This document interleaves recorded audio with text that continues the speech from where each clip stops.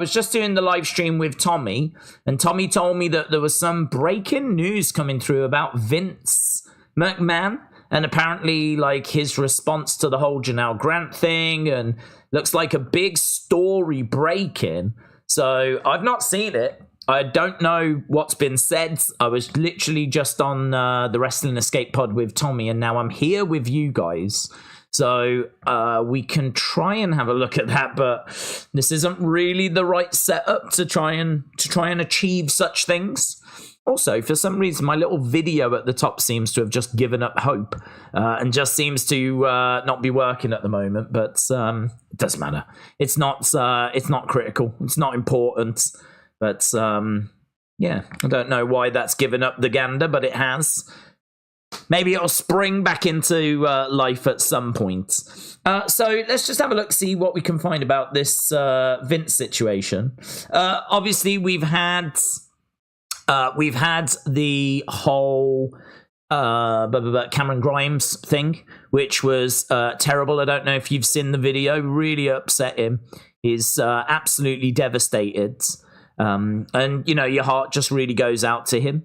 And, you know, just... It's weird because we were only talking about him the other day. Literally yesterday, a comment came in about, like, what do we think about such and such. Can't remember what we said about Cameron Grimes. Can't remember. I seem to remember that Odyssey Jones is tagging with someone. I think he's tagging with Cedric Alexander, but I'm not 100%. And I remember saying, like, Cameron Grimes, I don't know if he's maybe tagging with Odyssey Jones. But either way, he's been released today. And, you know, that's terrible, terrible, terrible news. Just when we thought all the releases had been done as well, just when we thought everything was over, obviously this happens. Right, 2 hours ago, Vince McMahon files motion to compel arbitration in Janelle Grant lawsuits. Okay. Vince McMahon's legal team contends a binding arbitration clause exists in the NDA. McMahon filed a motion in the District of Connecticut to compel arbitration of Grant's lawsuit. This means that McMahon is asking the court to recognize the arbitration clause and send the matter to a private arbitration hearing rather than litigation. A party makes a motion when it believes that mere mention of evidence during a trial would be highly prejudicial and could not be remedied by an instruction to disregard. God, this is complicated. So I think they're saying that because of the stuff coming out publicly, they don't feel that there can be like a fair trial and whatever. So, oh God, that seems really in depth. That's broken through literally an hour or so ago. So it looks like we have had some developments there, but there's a lot to read. There's a lot of stuff to kind of get at. Look at all this. Look at all that. So look at all that. It's still going. I don't know how much we're going to be able to comment on that because that's going to need some serious reading. So we'll have to just kind of park that for now. But I am aware that there's been an update on that. Brony said Cameron Grimes was amazing in NXT Black and Gold. It's sad that they never had plans for him on the main roster. It's awful when wrestlers get released, but you can't keep wrestlers that you don't plan to use, says Dortnight. Elizabeth said, Daze, with Cody doing a cameo appearance in the Naked Gun movie reboot, do you think that Marvel Studios will cast him for a current or new Marvel character? I can't say yes, can I? Because honestly, I don't know. There is obviously the Marvel universe is a big universe. There's films and TV shows, and they're looking for anything that's going to get views. So obviously, Cody is very popular at the moment. Roman has been in a new film as well. So we know that WWE superstars lend well to Hollywood because of their look. They're jacked, they're big, they're used to cutting dialogue and working from scripts. So, you know, they're perfect really to transition over to that world. So I can't say that he'll be in a Marvel movie, but it would not surprise me that he goes into movies because I think if you get to that level, you know, The Rock, now we're seeing Roman, John Cena, like a lot of those big names do go into Hollywood. Randy has said that he's had big opportunities as well, which he's actually turned down. Randy said he's not interested in Hollywood. That's not what he got into this to do. He got into this to be a wrestler, be the best wrestler that he could. And so he's really trying to ride the wrestling things till the wheels fall off. But, you know, once he can't do the wrestling anymore, maybe then he goes into Hollywood. We've seen the same with Batista as well, haven't we? So it would be no surprise to me to see Cody go into Hollywood and maybe, yeah, even a Marvel movie. I Am Famous said, I'm surprised that Dexter, Fire, and Dawn are not released yet from WWE. Well, I don't like to look at it that way, to be honest, buds. I don't like to think about who has been released or who I'd expect to be released. I'm a big believer that no one should be released. I think that if you sign someone to a contract, you honor that contract. If you sign someone to a contract, it's your obligation to find stuff for them to do for that period of time. You're saying, I want your services for the next 2-3 years. I'm going to pay you this much money. And, you know, they're going to turn up. They're going to do what's requested. So they'll do their end of the bargain. And your end of the bargain is to find something for them to do and pay them the money and honor the contract. So I just think, I know it's business. It's just a side of business that I think is really dirty. It's just a side of business that I hate. I think if you sign a contract, you honor that contract. That's it. That's, you know, I think that's the right thing to do. It's the honorable thing to do. But we know that business doesn't work that way. You know, we're all adults. We understand the real world. Doesn't mean that I have to like it, though. You know, and when you see Cameron Grimes really getting upset, because as he was saying, this isn't just a job to him. His whole life has been about him getting to WWE.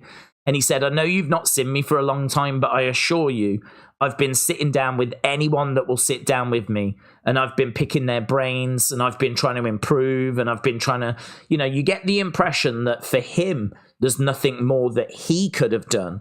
And it's maybe out of his control. I mean, you don't like to think these things are out of your control. You would like to think that you've got a control over it. There's something that you can do.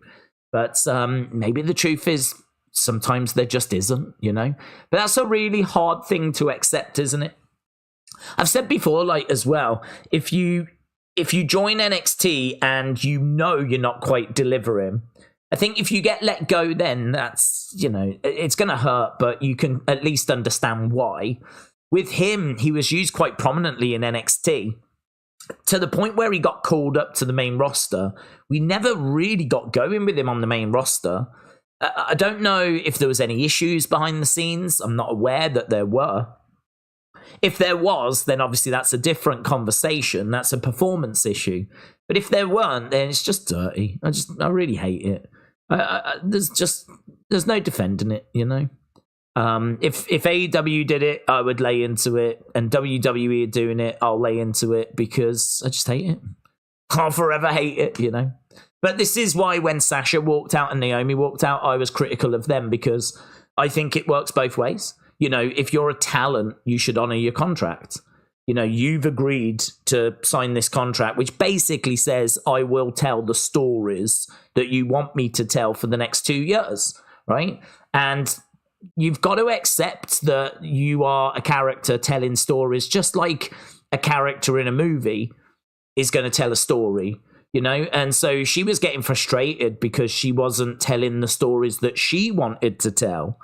And rather than just see out her contract, she walked out. I disagree with that. I think if you've signed a contract, you honor your contract, but that has to work the other way as well. Whereas the company, you know, if they give you a contract, that should be honored also. So that's my 2 cents on it. I hate it, and I wish Cameron Grimes nothing but the best. Cody's character in the DC universe could be something like a Phantom or a Nightmare character, said Elizabeth. But Daze, should I change my name to Dominic's moustache? Yeah, that was kind of wild, wasn't it? He did have quite a striking moustache, very reminiscent of Eddie, and you know, his mullet is very reminiscent of Eddie. So he is, I think, kind of going more in that direction. So, it's fun. I like it. It's a good evolution for him. I appreciate taking time to do live streams. Hope it's been a blast so far, said Cross. Cross, shout out to you, my friends. I don't really class this as a vacation, if I'm completely honest, because I'm doing as much work now as I am at home. Obviously, it's lovely to be in some warm weather, and it's lovely to be able to go out and have something to eat. But I don't know. In regards to like a vacation, I feel like that would be me lying in the sun, like not doing like anything. Whereas, as I said, I've been out, I've been running around, I've been filming. I've got just so many videos, so much footage. And I am getting closer to getting a toy hunt up on the channel. I've actually managed to get the files moved over, edited the footage, but I need to get the voiceover done, chuck in a few little clips and bits and, kind of jazz it up a little bit. So I just don't know. I don't know when I'll get a chance to upload it to the channel. But as I said yesterday, nothing's really going the way that I thought it was going to go. But I'm not going to be too hard on it. I'm just going to literally, do what I can when I can, because I know that we can just get caught up and get back to normal when I get back home. So I know that this is only a temporary kind of disruption. I really missed doing the streams last week. So a big thank you, obviously, to Tommy Toy Travels. Fantastic job, of course, by the man, the myth, the legend, who stepped in and did NXT last week, did SmackDown last week. He was just telling me that he did TNA on Saturday. He did AEW Dynasty. He was doing NXT Level Up. He's doing like TNA's weekly show, Dynamite. He's doing all of this stuff. So massive shout out to Tommy Toy Travels, who just continues to put in that work, man. He's a great guy. And if you haven't been over to his channel, I'd say definitely check him out. Daze, did you see the backlash to Becky winning, says Brony? I didn't, no. How do you feel about her winning? I don't mind, because it gives the title more prestige. I didn't want Liv to win. I haven't seen the backlash, to be honest, buds. So I obviously did the Uncle Howdy thing, the Nightbird video. Then, here it was well after midnight then, so I had a rum and coke, right? Then I went to bed. When I woke up, I had a quick bite to eat, went to a few local shops, and then had a late lunch, really, because I'm streaming now. I mean, right now it's 7:23 in the evening. So obviously by the time we're done with NXT, it's not really time to go and grab food. A lot of restaurants will be closed. Could probably go and get a McDonald's or something, but a lot of places will be closed. So just went to a really nice burger place that did like beer and burgers and wings, and it was lovely, man. Just fantastic. The kind of place that you would imagine in America that does beer, burgers, wings, but the food was delicious, lovely. So went there, and then went to another Walmart, got back about an hour before Wrestling Escape Pods, and then did that. So I haven't really seen reaction to Nightbird. I haven't seen reaction. I saw the Cameron Grimes thing. Haven't seen reaction to Becky. I mean, what I would say is I think there will be mixed feelings, because I think there's a lot of people that didn't want Liv. I mean, Liv, when she came out last week, got like some boos when she came out, because people love Rhea. Rhea is so over. Becky said this at WrestleMania. She's like, if Rhea is meant to be a heel, she's the worst booked heel in the history of wrestling, because she is so over. Mommy is so over. There's mommy chants, there's mommy signs. Like, Rhea Ripley is just loved. She's just loved. So the fact that Liv took Rhea out and has ended Rhea's title reign. We did a poll last night about, are you happy that Becky won? Are you happy with like Becky winning? 57% said yes, 43% said no. So it was, we could say 50-50, 60-40, kind of around that. That's where our community was. So if there was this kind of big backlash, then I've got to think that's coming from like the Liv Morgan community or the people that are tired of Becky. I understand there'll be a lot of people that are tired that Becky is champ again. I totally get that, right? I really do. But I think if you look at the champions, you've got Damian Priest, who's not a big name, right? I mean, we've spoke about it before. If you look at top merch sellers, if you look at who's being played in the video game, if you look at YouTube views, there's nothing that says that Damian Priest is at the same level as a Seth or a Drew, certainly not a CM Punk, right?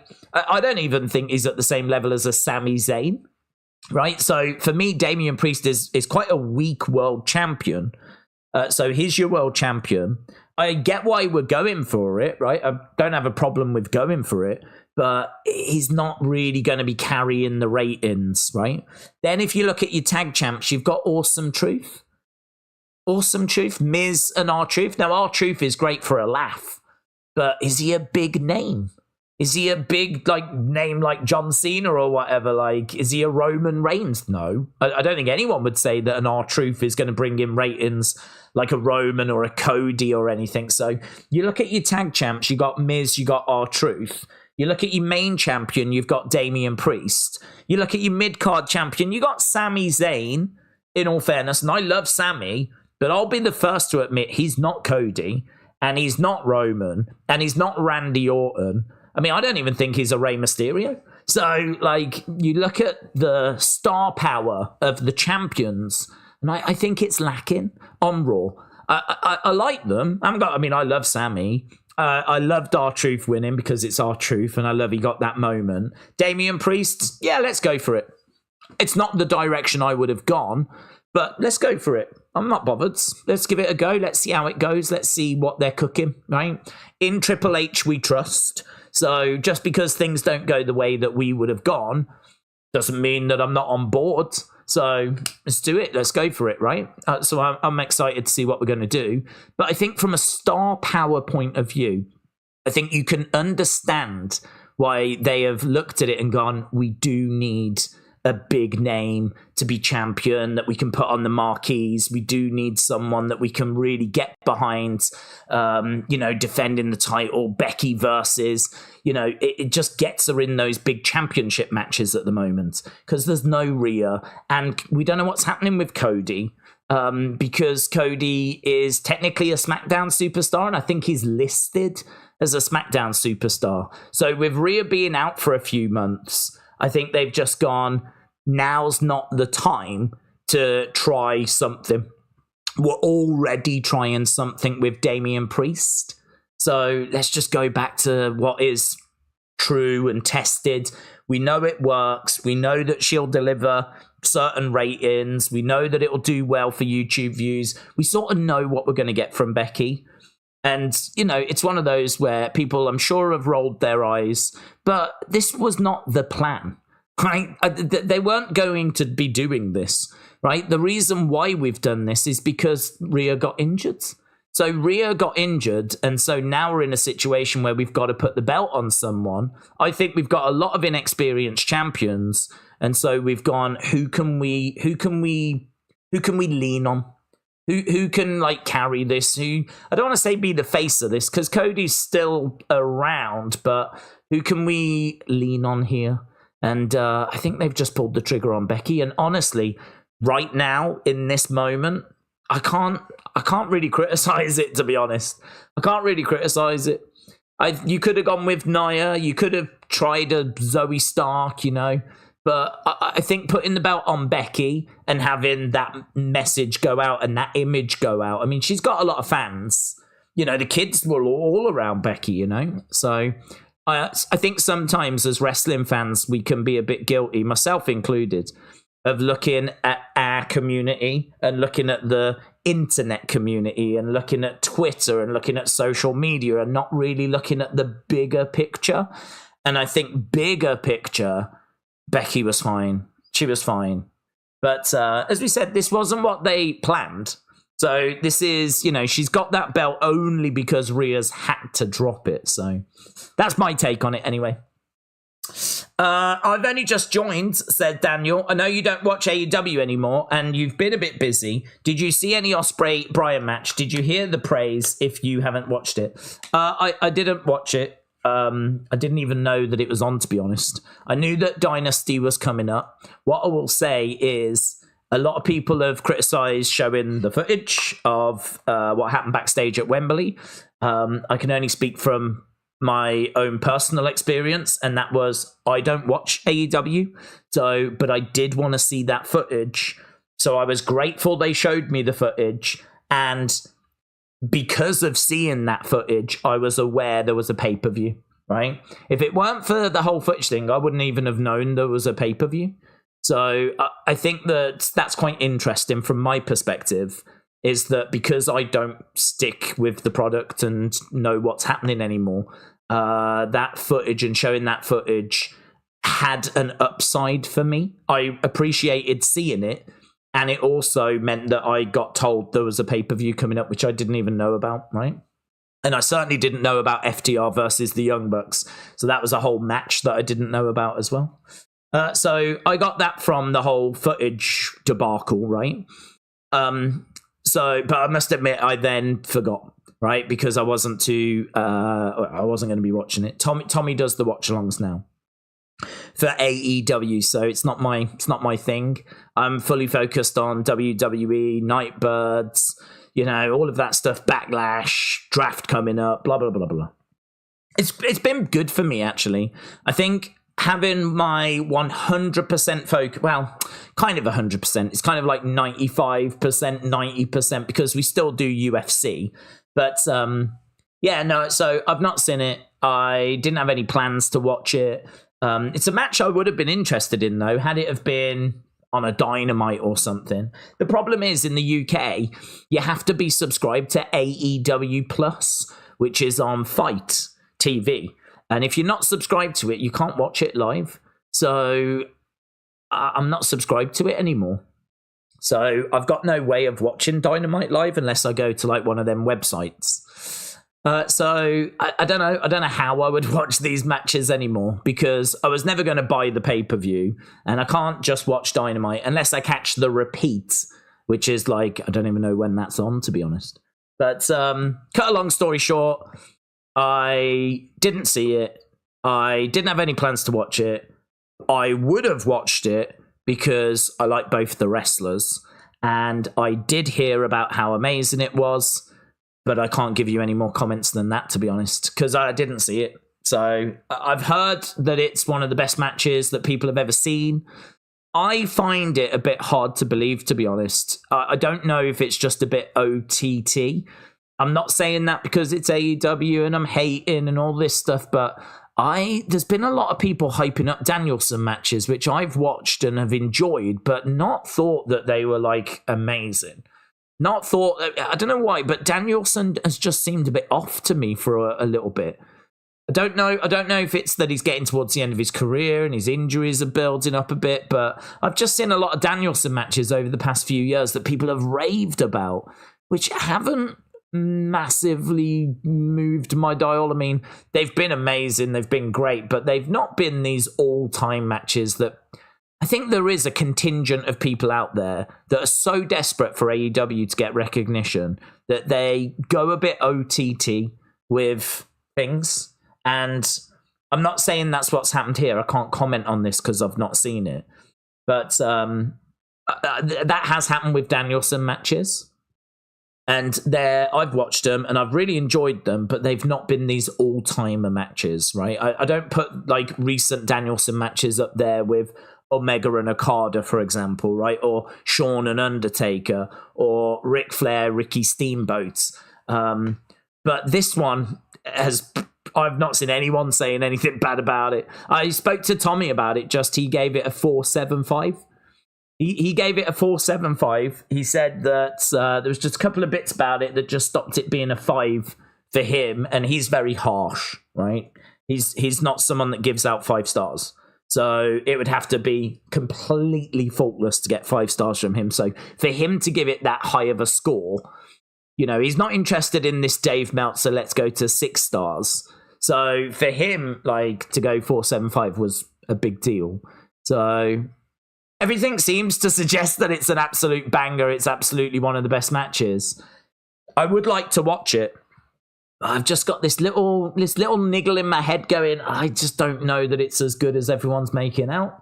Just because Danielson matches haven't grabbed me. Ospreay matches have. I've seen a few Ospreay matches recently, and they have lived up to the hype of people. But the Danielson matches, not so much. Not so much. But I don't know. I'd like to watch them at some point. Khalid, shout out to you, bud, said, do you think LA Knight will be drafted to Raw? I don't know, to be honest. There's no way of knowing, is there? I mean, I think that it's a very difficult one to kind of map out as to who's going to go where. I think that LA Knight to me felt like he was the one that was going to beat Logan. But I think that Jay going back to SmackDown to be with Jimmy and be with Roman would make sense. I still think he needs a title. So maybe it's Jay that beats Logan. So if Jay is the one that's going to beat Logan, it does then beg the question, why are we keeping LA Knight on SmackDown when there's not really going to be anything there for him in the immediate future? Because I don't see him being someone that's going to compete against Cody. And I don't see him winning a mid-card belt if Jay's going to win it. So, I don't know. Do we move him over to Raw and then whoever beats Sammy, whatever heel beats Sammy, maybe LA Knight gets it from them? So, I could make an argument for it, but there's so many moving parts, so many pieces that are moving. It's close to impossible to know who's going to go where. Meltzer is a clown. When I get to his age, I would be embarrassed to be handing out stars like a primary school teacher, said low-hanging fruit. Nando said the Becky win on YouTube has got more dislikes than likes. Oh. Tap Out Wrestling said no storyline to a match. Sorry, I'm just not interested in that match. 5 stars doesn't impress me. Brony said LA Knight should win Money in the Bank if he isn't going to win the US title. I would really love for Sammy to win that Money in the Bank, to be honest. I don't know. I'm down for LA Knight to win the Intercontinental. We just need someone to get it off Sammy and then LA Knight to get it a little bit further down the road. I don't think they see him at the moment as a world champion. So at the moment, I think it's a case of getting him to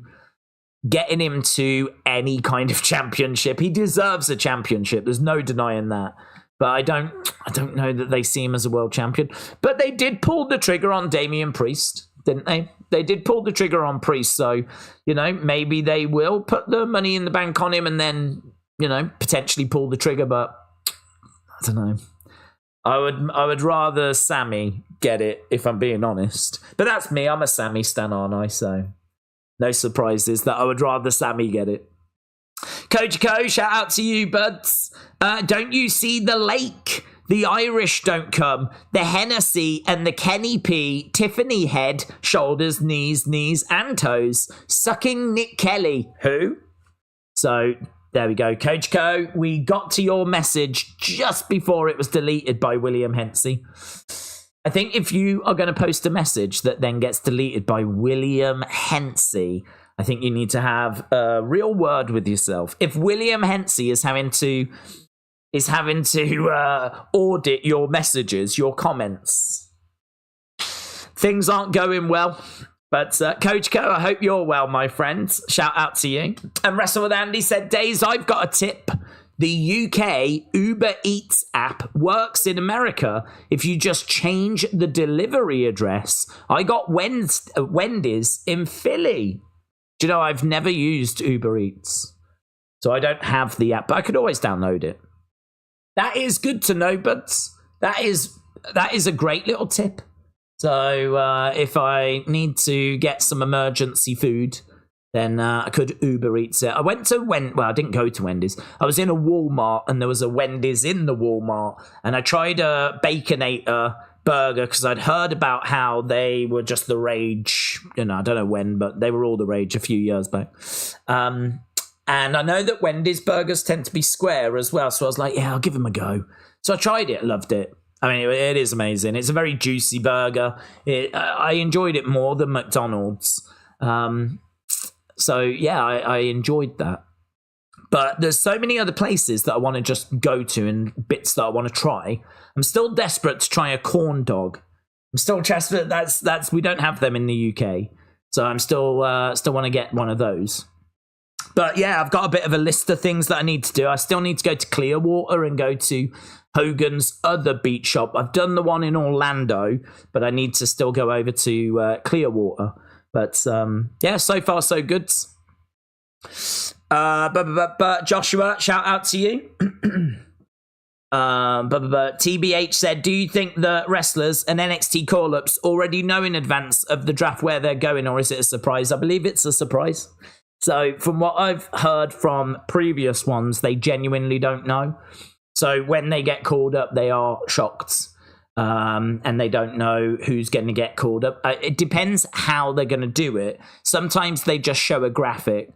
And I don't know if they know then because we don't see them. So they might have already been told. But those ones where they're at NXT and they're sat there waiting to see if it's going to be them. And then I think Alexa Bliss got called up that way. There was a few that got, but Alexa's the one that comes to mind the most. And, stands up, can't believe it, and he's all shocked and everything. Genuine. From what I've been told, what I've heard, interviews and whatever, genuine, they don't know. Right, let's try and go down. We've got a Wednesday, I keep saying Wednesdays, a Wendy's near me in Manchester. It's great, says Dortnight. Cross said, was the time change difficult to adjust to? Did you adapt pretty quickly? Do you know what? The time change was a nightmare because I'm actually up at night. Like, for me, it should be perfect. And we were joking about this before I left. People were like, oh, you'll just be going to your time zone because I stay up at night in the UK. And so for me, I work on American time. But the problem was that the journey and the flight and everything was so disruptive that I was completely thrown out. So it was like a 20-hour journey, 9 hours flying. There was a bit of a long wait at the airport. Then obviously when we landed, we had to get the rental car, get over to this place and everything. So just traveling from where we live, getting down to London. We ended up staying the night in a hotel, so because our flight was quite early the next day. So that whole process of leaving home, stopping overnight in London, getting the early flight, 9 hours flight and everything, all in it just kind of threw my whole body clock out. I was sleeping at weird times. I was falling asleep on the plane, waking back up again, looking to see what time it was. And it was just, I was a bit all over the place. So it meant that by the time we got to America, I was sort of out of my pattern, and then I'm just I don't know if I'm coming or going. I don't know whether I'm meant to be asleep or if I'm meant to be awake. So, and the other thing that's a bit weird is back in England, when I do these streams, I might have been up for 4 hours, 5 hours maybe. But I tend to be up not too long before the stream. So really, by the time I'm streaming, I've woken up, I'm feeling pretty good. I'm feeling probably at my most awake. It's kind of middle of the day, really, when I'm streaming. Whereas right now, and it was the same last night as well, I've been up... How long have I been up? I've been up 12 hours already. So that's a big difference. I'm not kind of doing this at my peak, if you will. I don't feel at my freshest. I feel like I've done a day and now it's kind of the end of the day and the light's going down and it's do you know what I mean? I could get the quilt, snuggle up and drift off. So it's, I don't know, it's weird, even though it wouldn't feel like there's an adjustment that's needed because it's a lot more in line with my normal schedule. It's still thrown me out. So, but look, no complaints. I'm having a great time. And America's amazing. I love America. I'll always love America. I just said to Tommy, America is very much like the UK's bigger brother, really. We have so many products in the UK that come from America. It's all very familiar. But then obviously there are those big differences as well. There are things like, that you look at and you're like, well, we don't have that. We don't have corn dogs. We don't have moon pies. We don't have Denny's. Like, we don't have like Disney World, Universal, we don't have like all those kind of things. So, but you'll see stuff like Frasier on TV. And, earlier I was watching Parks and Recreation. That was on TV. I've seen all of that back in England. I love that show. It's a great show. So, there's loads of the countries are a lot closer now than I think they used to be. I remember when I was coming in I came to America about 20 odd years ago, and it felt a lot wider. It felt like I was seeing a lot more stuff here that we don't get back at home. Whereas I feel like that's not quite the same anymore, but, still love it. Still seeing stuff that, is catching my eye that I don't see back at home. George, shout out to you, my friends. George said, Daze, it was weird not having a video for a few days. Glad you're back. With Def Rebel getting a lot of slander recently, I'd love to see you do a tier list of all the current theme songs. Oh, that's a good idea, George. That's a good idea, mate. I might struggle a little bit with that because, to be perfectly honest with you, I'm probably the worst person in the world to talk to about theme songs because I never hear them. I mean, whenever we're doing the streams, because of copyright, I always have the sound turned down. So I don't really pick up too much on the theme songs. I mean, clearly I know Cody's, clearly I know Shinsuke's and Roman's and, all of that. But like, I don't know. I mean, like Candice LeRae, I remember her NXT theme. I don't know if that's still her theme now. I feel like there's quite a few like that, where it's like I kind of know what their theme is in my head, but I don't know if it's the theme they're using. There's been a lot of themes recently that have been updated as well, and they're all just really generic and bland, and I'm quite pleased that Def Rebel's getting a bit of a hard time because it does suck. I don't know if it's their fault or if it's what's being asked of them, I mean, if you create a piece of music and your boss said, brilliant, perfect, give me more like that, is that your fault? So I don't know where the blame lies. I mean, at the end of the day, it's WWE that are saying this is acceptable. It's not like WWE are getting these pieces of music going, this is trash, this is atrocious, we can't play this, we need better. They're clearly not saying that because Def Rebel just keeps coming out with more and more of these generic sounding themes. So a lot of people are having a pop at Def Rebel, but I do think WWE deserve a bit of the heat because they're the ones allowing it. They're the ones that are signing it off and letting it happen. They're the ones that get the ultimate final say. So, Triple H has got to take a bit of the heat. He's part of, talent relations and the presentation. That falls under his remit. So, yeah, there needs to be improvement there. I don't feel like the themes are as big or as iconic sounding as they should be. Hard thing to do, though, when you've got to make so many themes. I mean, there's so many superstars and there's people coming and going all the time and there's gimmick changes. And if someone's a face, they might need a different theme if they become a heel. And, there's a lot to juggle, isn't there? There's a lot, but that's the job. I mean, that's the job. You can't really complain that you've got to make loads of iconic big themes. That's the job. So I think a tier list would be interesting. It'd probably be good for me actually to sit down and listen to all the current themes and just kind of go through them and then rank them. But I've always kind of shied away from that, not conversation, but I just don't think I'm the best person for it because of having to have the sound turned down. So I can't really sit here and go, well, this theme's good, this theme sucks, this was better, blah, blah, blah, blah, blah, because, as I said, I'm just not in the best place for it. But maybe that's why it would make sense for me to do that video, because then I would be a bit better educated. So it's a really good shout, that is, George. I like it. Hope you're doing well, buds.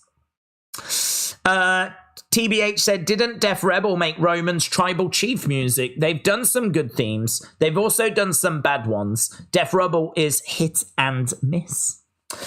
Ethan said, do you remember Madcap Moss? He was good. He had potential. What, in my opinion, what about you? I thought he had potential, yeah. I can't say that he had, in my mind, more potential than other people that have been let go. I was a fan of Rick Boogs. I was a big fan of him. And that was one that really bugged me because he was big. I mean, he had size, right? I don't know if you ever saw him in NXT, but he had a big personality as well. He used to come out and do this like air guitar gimmick, and he'd be like, you know, really going for it, and the crowd would be like really into him. So it showed that he was a showman. He had a little bit of a personality. The problem was they seemed to love the guitar thing so much. They put him with Shinsuke, and then he kept doing like the intros and everything, playing guitar, and it just sucked. It just sucked. It was rubbish.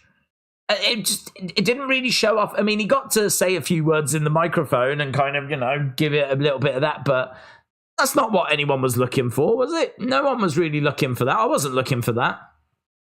I was looking for him to break out, be a solo guy, use his strength, like, you know, have something to do.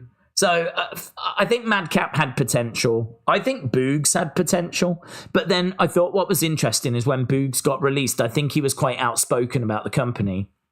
And I did wonder if that was just a little glimpse into maybe what he was like behind the scenes. You know, was he maybe not the easiest person to work with? Was he a little bit critical of maybe some of the storylines? I don't know. But he was one of the only people I've seen come out. I think he was on Chris Van Vliet, came out and did like this interview where he was quite critical. And I was like, I wonder if that's part of the reason why.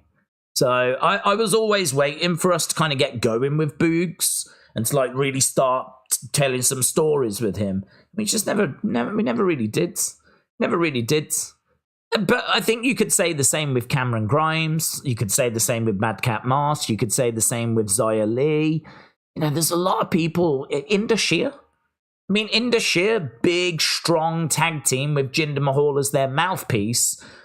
WWE massive in India. I mean, you'd look at that and go, we can surely do something. We can do something. I mean, these two guys look like monsters. We haven't got many Indians. I think they were the only Indians on the roster, right? I think now they've gone. I don't know that we've got any Indian wrestlers on the roster anymore. And like WWE in India is massive. It's huge. Like 1 billion people in India. And like WWE is like loved. I mean, not by like the whole billion, but by enough people where it's a sizable market, you know? So you kind of look at that and go, why have you done that? Why have you done that? Do you even know why you've done that? So a lot of these budget cuts, you know, I think the bottom line is they've got too many people for the TV time they've got. And so they've got to cut people, right? Because they can't keep everyone. And I think, honestly, it's just one of those where you go, don't know. You know, whoever we cut, it's going to be, why have you done that? You know? You cut Xia Li and you go, yeah, okay, we weren't really using her. But then you go, well, we haven't got many Chinese people on the roster. And, you know, she was one of the only Chinese superstars. She, like, you know, just needed an opportunity. We weren't doing anything with her. Like, I don't know, some of it you just scratch your head on, don't you? Some of it you just go, I don't know why we've cut this person. Why we couldn't just find something for them. But at the end of the day, I think the answer is there's only so much TV time. I think that's the honest answer. And it sucks. Defcon Prime said, did you see my East Coast Florida toy hunt route idea? No. Did you send it over on X? Did you ping it on X? Because I must admit, I am drowning a little bit. I have had so many people kindly get in touch going, how's Florida? Do this, do that. To the point where I've just not been able to get to people. The problem I've got as well is that just even at the normal time, that would be a struggle for me to get through because of emails and comments and just stuff coming from everywhere, that it can be difficult to keep on top of everything. But when you're out all day and you're running in and out of shops and you're just not seeing anything, everything just falls behind. So I'd say this is a pretty good place to get me. So I am going to try and get into the chat as much as possible. So DEFCON, you'll have to just let me know where you pinged it over. I'll see if I can track it down. Daze, did you know Lisa is in UFC from One Championship League? Did you watch One Championship League? I did watch it in the past. We actually did some streams of it, but I haven't seen it in a little while. So it's one of those where I'll be the first to admit I love UFC. I've loved UFC since, I want to say, early 2000s, but I didn't really start watching until Brock and Anderson Silva, which was about 2010, I'd say, is when I really was got serious. And then we started streaming it, I want to say 2018. And so I love UFC, but because of how much time wrestling takes up, I don't get a chance to really dig into anything deeper than that. It's so for me, we was doing a bit of one. I feel like it was on straight after something. I can't remember what it was. There was something that was on, and then immediately after was one, and so we did do one streams for a bit, but I don't get a chance to watch one anymore, but I was a fan of what they were doing. So I will have to keep an eye out for her when she gets going. Defcon Prime said, all of these released superstars is why I buy the basic figures. You just don't know if they're going to get elites or not. That's a good point. So Curbington, hello, said, I'm looking forward to the Florida toy hunts. I enjoyed that last Florida trip you did. Just don't have a repeat of the X-Pac figure, I know. The toy hunt video that I've got, I mean, I like it, but I think what I'm struggling with at the moment is I'm struggling for that kind of really fun, big find, I'm really struggling with that. I was just saying to Tommy, when I'm going into the Targets, I put a picture up actually because I just keep going into Targets and seeing the same sort of thing. And I put a picture up on line of what I was finding. I don't know if it's going to show. Hopefully it does. But that is kind of what I'm going into Target and finding. That is a fair representation of what the shelves look like. And so it means that there's a lot of pressure really on... Yeah, it is showing.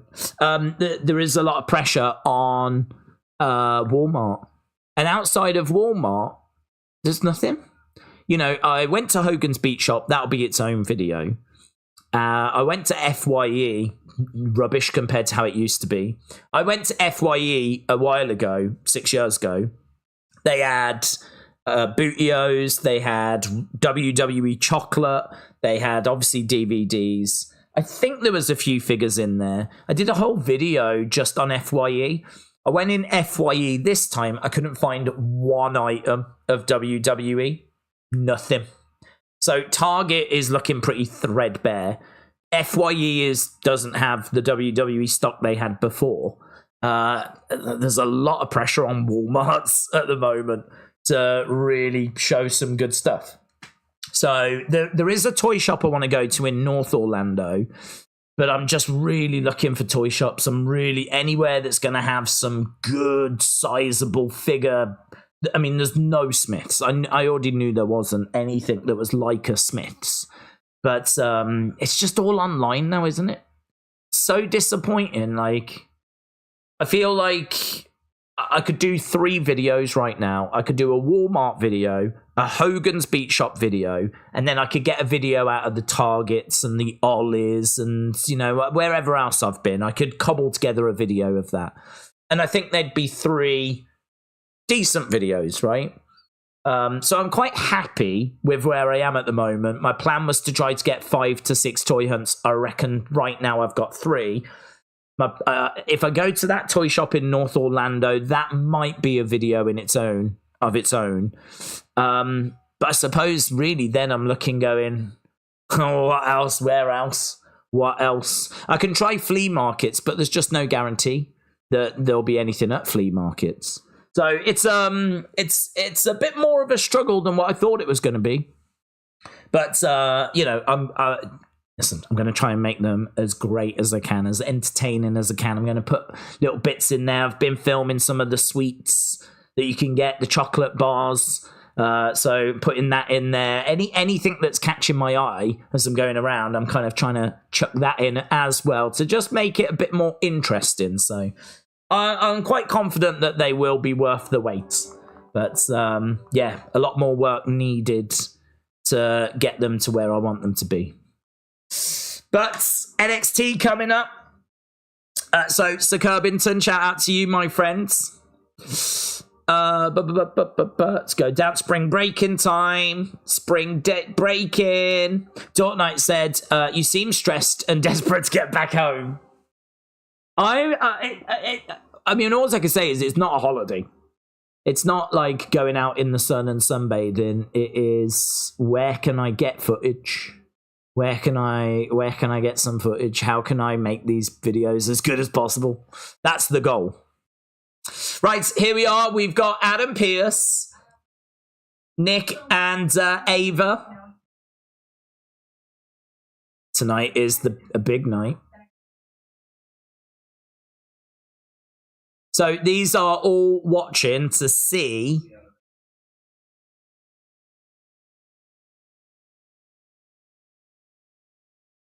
Okay, so Nick Aldis said he's got his eye on quite a few people for SmackDown.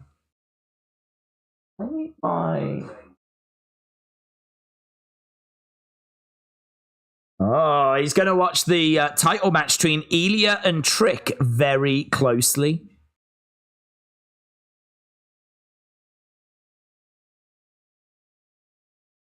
Every match matters.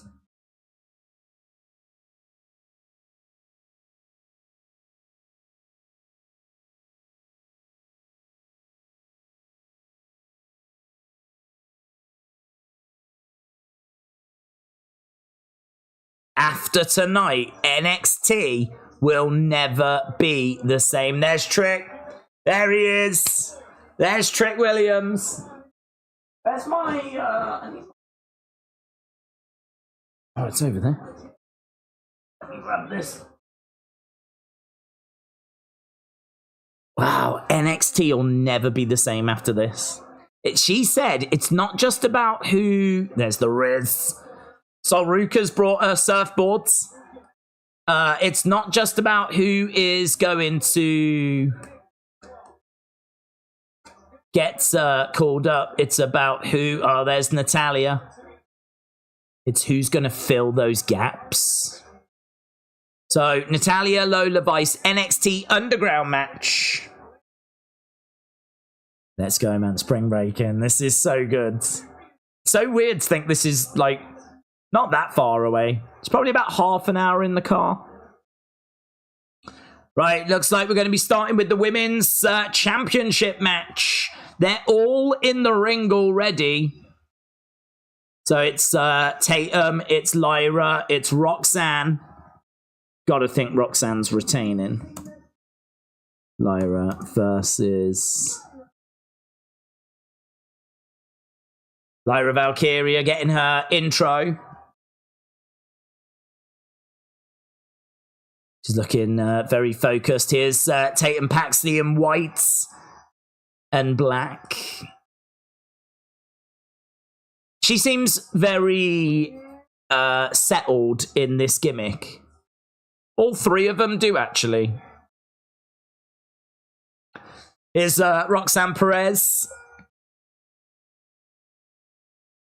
Few jeers for her. But starting out with the lovely Tatum, says Kappa. It's gonna be fun, man. Starting out with a women's championship match. Right, here we go. Lyra, Roxanne, Tatum. Tatum going over to Roxanne. Lyra comes over, takes down Tatum. So on Friday when I was watching the NXT house show, co-main event was Lyra versus Tatum.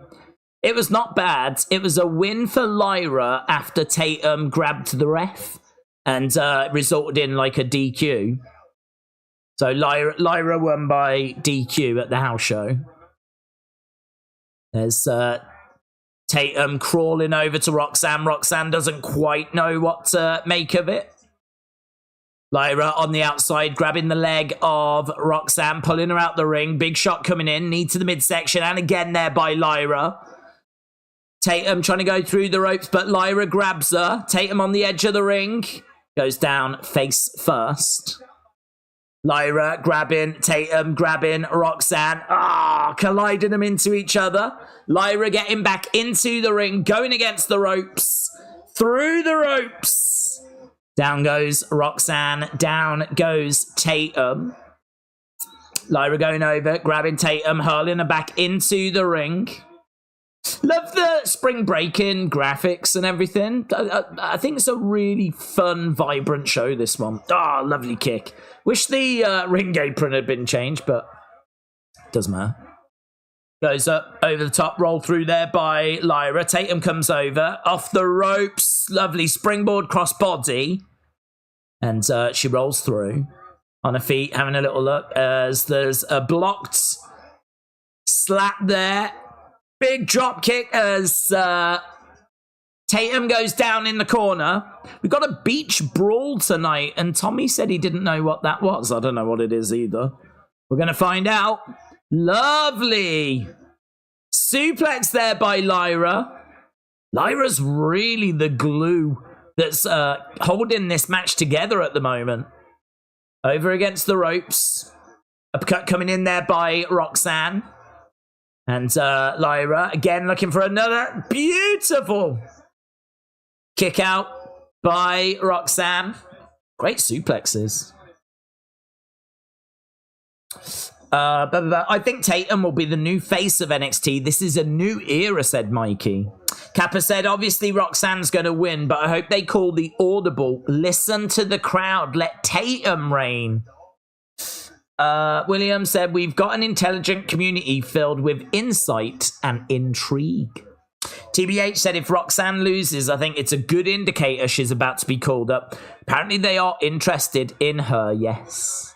Mrs. Trini Forever, Firefly Khan Levesque, shout out to you. Hope you are well. Round the back goes Lyra, roll up, looking for a cover on Tatum, but Tatum kicks out. Lyra goes up to the middle rope, gets pushed to the outside. Roxanne is climbing up, but there's a shot that comes in there by Tatum. Roxanne going up, she's perched, looking for a crossbody. Gets it, 1, 2. No joy. Knee to the midsection by Roxanne. Her boots come undone. She's got, no, reversed. Where's she going? She goes to the outside. She gets thrown into Lyra. It's a fast-paced match, this one, you know. Fast-paced match. So, I get to enjoy picture-in-picture. No, look at this. I never get picture-in-picture. So this is what it's like. Wow. Right, on the outside, we've got Lyra and Tatum battling away. Lyra goes into the ring post. Picture-in-picture. I'm being spoiled. Normally, on the WWE Network, you just go to some adverts for different wrestlers or Ride Along or Swerved or God only knows what. Just bits advertising things on the network. Right, let's go to the chat. These ladies are good, fast-paced matches, fun to watch. No Giuliani in Japan, unfortunately. Hello, Tommy. Hope you well, buds. Hope you're keeping well. Daze, what is it like watching the shows on USA Network? And are there many differences to watching it on TNT apart from the obvious thing like adverts? No, there's no difference. The only thing is, before the show starts, like about 9 minutes before NXT starts, in the UK. So in the UK, we don't go to the shows until the shows start. But in America, that's not how they do it. They'll give you a little teaser, like coming up tonight on NXT, we've got the women's title match, we've got Trick versus blah, blah, blah. They kind of do a quick 30 seconds of what's going to be on the show about 9 minutes before the show starts. And then you go back to the show that you was watching that's on at that point. Finish that. And the other difference as well is in the UK, we have an ad break in between the programs and we have an ad break like halfway through the show. So in between each program, halfway through the show. That's not how ad breaks work over here. So one show ends, the next show starts immediately. There is no ad break in between the shows. It kind of comes like 5-10 minutes before the end of a show, and then like 5-10 minutes after the start of a show. And that's not how it works for us. So yeah, it's a bit. The actual watching of the show is exactly the same. Commentary obviously is the same. Camera angles are all the same. Everything's the same. The only difference is the ad breaks. Like right now, I've got picture in picture. So right now I've got. I'll show you picture in picture. I will flip in, show it. That is what I've got at the moment. So that is, you can see in the corner, it's got NXT, it's got a little Spring Break logo underneath it. And then there's like this advert that's on at the moment, some dude showing his watch. It's an advert for men's wardrobe. So, yeah, that's the picture in picture. Because it's weird, but in the UK, when people are like, oh, we're in picture, you don't know what that looks like. But, yeah, they still keep the NXT graphics whilst the adverts are on. So it's got the little Spring Breakin logo in the corner. It's just the adverts run over here, So, no, that's a good question, that is, James. Really good question. Hope you're well, buds. The only difference is, obviously, the watermark says WWE USA. Doesn't say TNT Sport. And just the adverts. Right. Boom. Lyra planting Roxanne and Tatum. 12 minutes into this one. Sometimes I think to myself, stop smoking marijuana. Then I come here and read some of these comments and I realise why I can never stop smoking. It's true. You do make the most sense. Kick to the mid. Oh, look at these kicks by Lyra. Lovely. Roxanne goes against the ropes. Kick to the midsection. Boom. Boom. Look at these. Strikes by Lyra. Step up in Zaguri. You go down. Ah! Misses Tatum. Tatum picking up Lyra. She's got her on her shoulders. And nothing comes of it. Kick to the midsection. Fisherman suplex. Boom! 1, 2. Oh, and it's a save by Roxanne.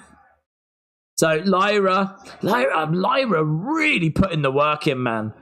Lyra is not taking a back seat in this match. She is all over this thing. Oh my God, did you see that shot there by Roxanne? She just sat Lyra down.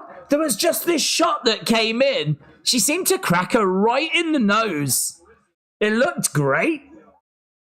Uppercut coming in there. I love the sell by Lyra. Lyra was like dazed and then just collapsed down. Right now, Roxanne trying to get Tatum down. Boom! Lyra goes down. Roxanne looking for her crossface. It's in on Lyra. But Tatum applies it to Roxanne. 1, 2. Lyra makes the save. It's a fun little match, this. Really fast-paced. Russian leg sweep. trying for it. No joy, kick to the midsection. Leg sweep and DDT combo by Roxanne. Great sell again there by Lyra. Look really great. Got no quarter catch crew tonight. They're going to be taking on the family too. Kick out there by Tatum. Roxanne really frustrated. Lovely pace. That's probably the best question I've ever asked, said James. It was excellent. That's the kind of stuff that I would want to know. Like, what are the differences? I was really tempted tonight to go to NXT. Not to go to the show, although I would have loved to. But just to see if I could have got to the merch stand, to be honest. But I don't know if you can get down that road. They might sort of... I don't think they can. It's not their road. So I don't think they can block it off. It's just a warehouse at the end of a road. So I don't think they can block it off. But that would have been pretty cool. You never know if there'll be any wrestlers floating around. Gets the ropes, goes Roxanne, and again round the houses. Lands on her feet. No joy. Suplex by Lyra. Lyra round the back, grabs Tatum, picks her up, roll through. Lyra comes over. Big kick there by Roxanne. This thing's still going. Million miles an hour. Oh, pop rocks. Oh, lovely kick by Lyra. Lyra's kicks are so good. I wish I was good as... two by Tatum. Two by Tatum. Lyra and Tatum. Roxanne going outside. Pump handle. Oh, very innovative. That was brilliant by Tatum. That was brilliant. Tatum going up top. Roxanne on the outsides. Tatum's moment. Can she land it? She does. She does. Oh, Roxanne. 1, 2, 3. Roxanne steals it. Roxanne steals it. Oh, I really thought that was Tatum's moment, man. They did a brilliant job of making that seem like it was Tatum's. She was up top. She took a moment. She managed to land it. But it was not enough. Roxanne has retained. It doesn't mean that she's not going to be in the draft. We've seen people get drafted that have been champions before. But it does probably make it a bit more unlikely. Lyra versus Roxanne versus Tatum. It is a win.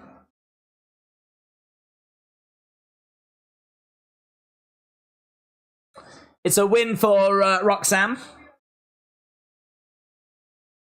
Nothing will be the same after tonight's show, apparently. That's what Ava said at the start. Makes me excited for, like... Oh. There's Jade. There's Grayson.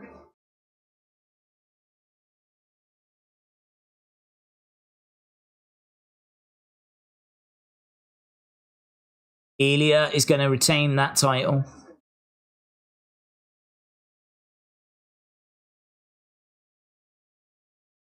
People just answering who they think's going to win. We've got Bobby, we got Ray, we got LA Knight saying it's going to be Trick Williams.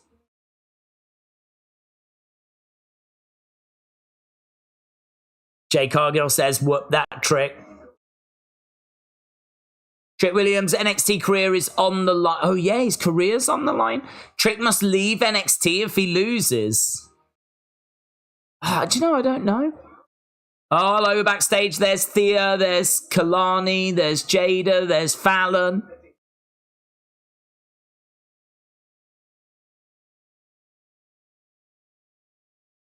I'm happy we're all on the same page, says Thea.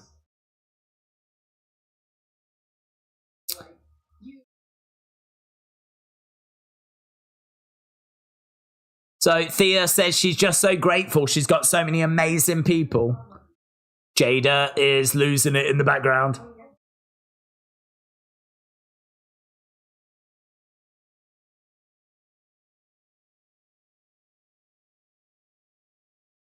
You're the most popular loner I have ever met, says Jada to Fallon.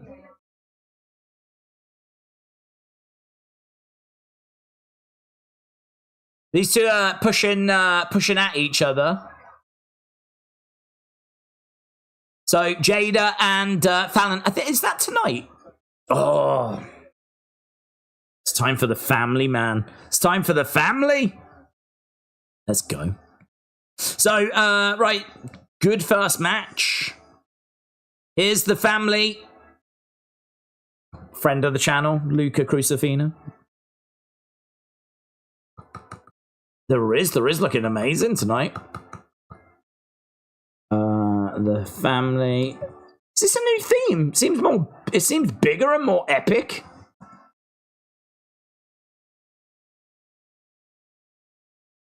I don't know if that's like a new kind of intro to their theme, but it sounded huge. Okay, so they're getting into the ring. Stax, Luca, Rizzo, Tony, the D'Angelo family. It's a big theme, isn't it? Huge. Do you know, we haven't got our little video, and I don't know why. I'm just wondering if I can make the chat a bit bigger. That'd be nice for a one-off. Why is this so loud? Let's give it a go. Let's try that. Oh. Try it again. We are just at commercial break. No picture in picture. Boom. Let's try that. Yeah. It's a bit better.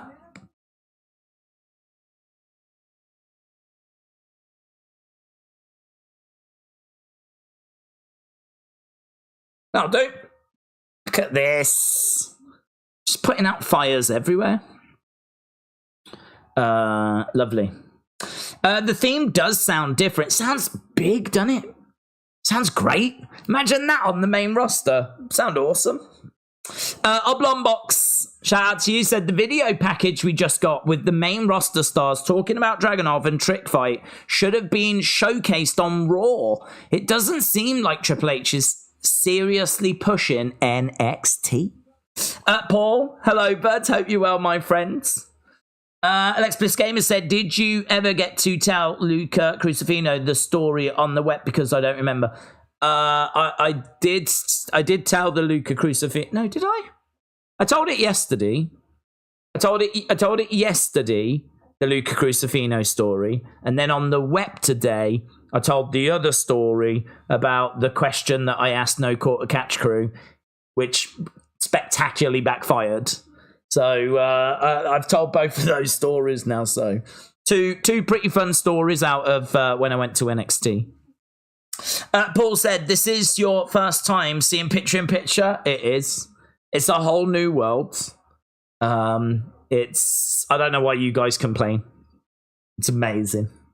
You get a little logo in the corner. You get to still see the action. It doesn't die as well. Stunned. They were still going 1,000,000 miles an hour. Normally, if you get like picture in picture, it can just sort of die a little bit. But no, they were still really going at it. So good match. Fun opening match. Trick should win. Whoop that Trick. Will he though? Is he going to be champ or is he going to the main roster? Could Gulak return tonight? He could do if they've investigated it and found that there's nothing there. But I don't know. How do you investigate it? I suppose you'd have to speak to the other people that were there with Rhonda. The other thing as well, and you know, I made this point at the time, because we did a video on it, and I made the point at the time that WWE are in a really bad place, obviously, with the whole Vince stuff. So if someone as high profile as Ronda Rousey is going to come out and say that something happened to her that she deemed to be, you know, overstepping the mark, right? And it's all to do with women and, like, you know, a guy kind of doing something with her that she didn't consent to and all this stuff. there's no way WWE can't do anything on that, because they are trying to show that they are taking this stuff seriously. So as soon as she said that, those comments, just knew that there was going to be something. I was quite surprised when at first nothing seemed to happen, to be honest. I was quite surprised. I really thought that something was going to come of it, at least an investigation. And now here we are. So I don't, obviously I wasn't there, so I don't have an opinion on it.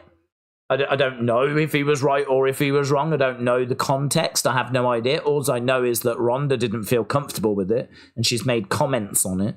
And now Drew Gulak is not on TV. So I don't know. I don't know what the future's going to hold for him. Oh, I think, I saw these two. These two were in the opening match. They took on Lexis King and Javier Barnell at the house show. Tyson's one of them. Tyson? Yeah, they were kind of cool. I liked them.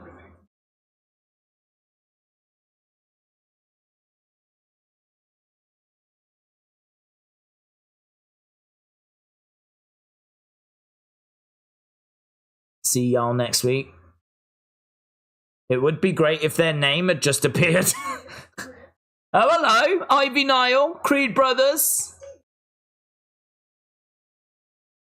The Mad Dragon.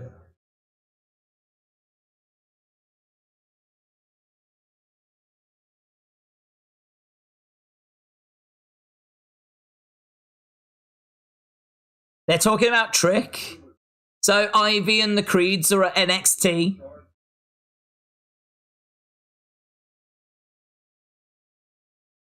We will see Trick Williams slay the dragon.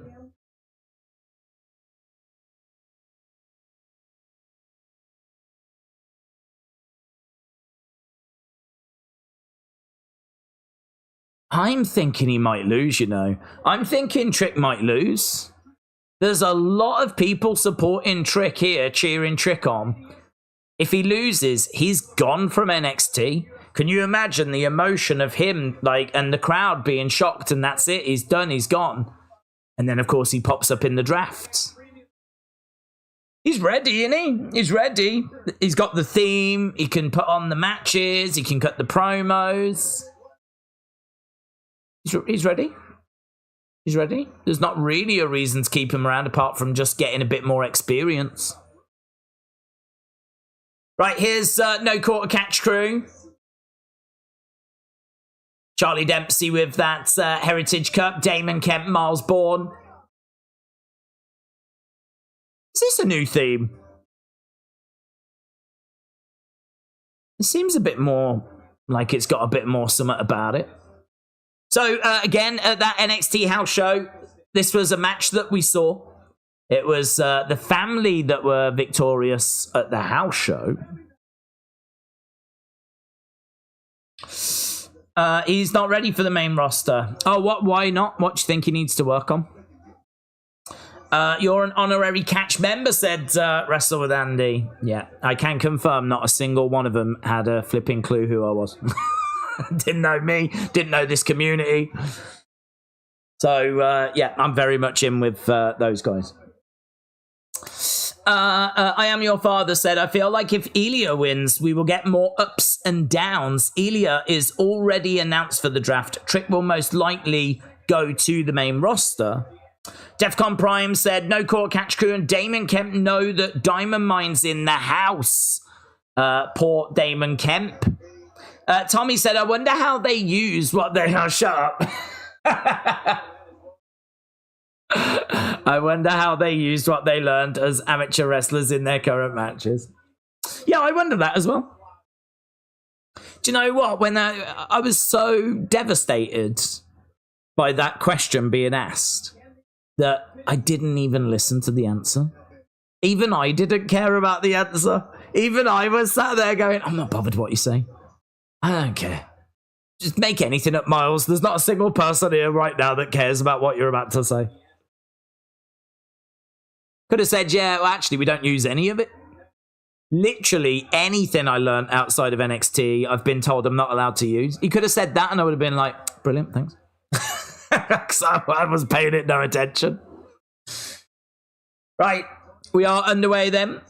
Osnet said, I think he's not perfect in the ring. He's a fine striker, but he can't go over 20 minutes. I think that you pick up a lot when you go to the main roster. I mean, I don't think that you have to go up and be the final product. So for me, he's got, you know, when is he going to need to go over 20 minutes on the main roster? It's probably not going to be needed for a long time. So for him to go up there, get comfortable on the main roster, work in house shows, work in those kind of beginner feuds, you know, I mean, 20-odd minute matches, you're talking about main event matches there. You're talking about, like, quite long matches. So, I don't know. For me, that wouldn't be a reason to keep him in NXT. But, listen, if you think that it is, that's fair. If you think there's still bits that need to be worked on, I feel that he has got enough. Miles Bourne goes down. He's trying to get over to the corner. Al said the crew could have gotten you free front row. They could have, couldn't they? Me and the crew. Haters. That's what they are. Nah, they were sound. They were great, actually. They were really polite, really lovely. I really liked them. The Damon Kemp said to me, he was like, oh, are you English? I was like, yeah. He went, oh, just like Charlie. I was like, yeah. Yeah. That was it. That was the extent of the conversation. I just went, listen, all the best guys. You're killing it. And that was pretty much it after like they'd done the picture. Damon Kemp comes down on the family. And we're going to commercial break again. Big Time said, we got a glimpse of how vital having the right champions leading Raw is. The show fell to 1.5. That's a shame, to be honest, because I thought that this was a fun show. I thought this was a good Raw. Could be a 1 week. Falling hard from 2.36 just 2 weeks ago is rough. Yeah, I wouldn't worry about it. I wouldn't worry about looking at it in like on a week by week basis, you know. I would look at it month by month. You've got to look at the numbers as they're coming in, you know. And if there's something there that you think needs to be addressed, then so be it. But for me, I would be a lot more interested in, you know, that kind of rolling 4 month average. Which is actually something that Tony spoke about the other day. He said that was it TNT, TBS, whoever, whatever channel's Dynamite, they got in touch and said that Dynamite the other week was above the rolling 4 week average. I think that's a much healthier way to look at the numbers, because you're always going to get anomalies. You're always going to get weeks that are bad, weeks that are good, strange competition, you know, little bits and bobs. I think it's undeniable that things, you know, have now, we've come out of that WrestleMania period, right? The honeymoon is over now. Obviously, the hope is that the draft is going to grab people's attention again, maybe bring some people back, but I'm not sure it will have a big effect.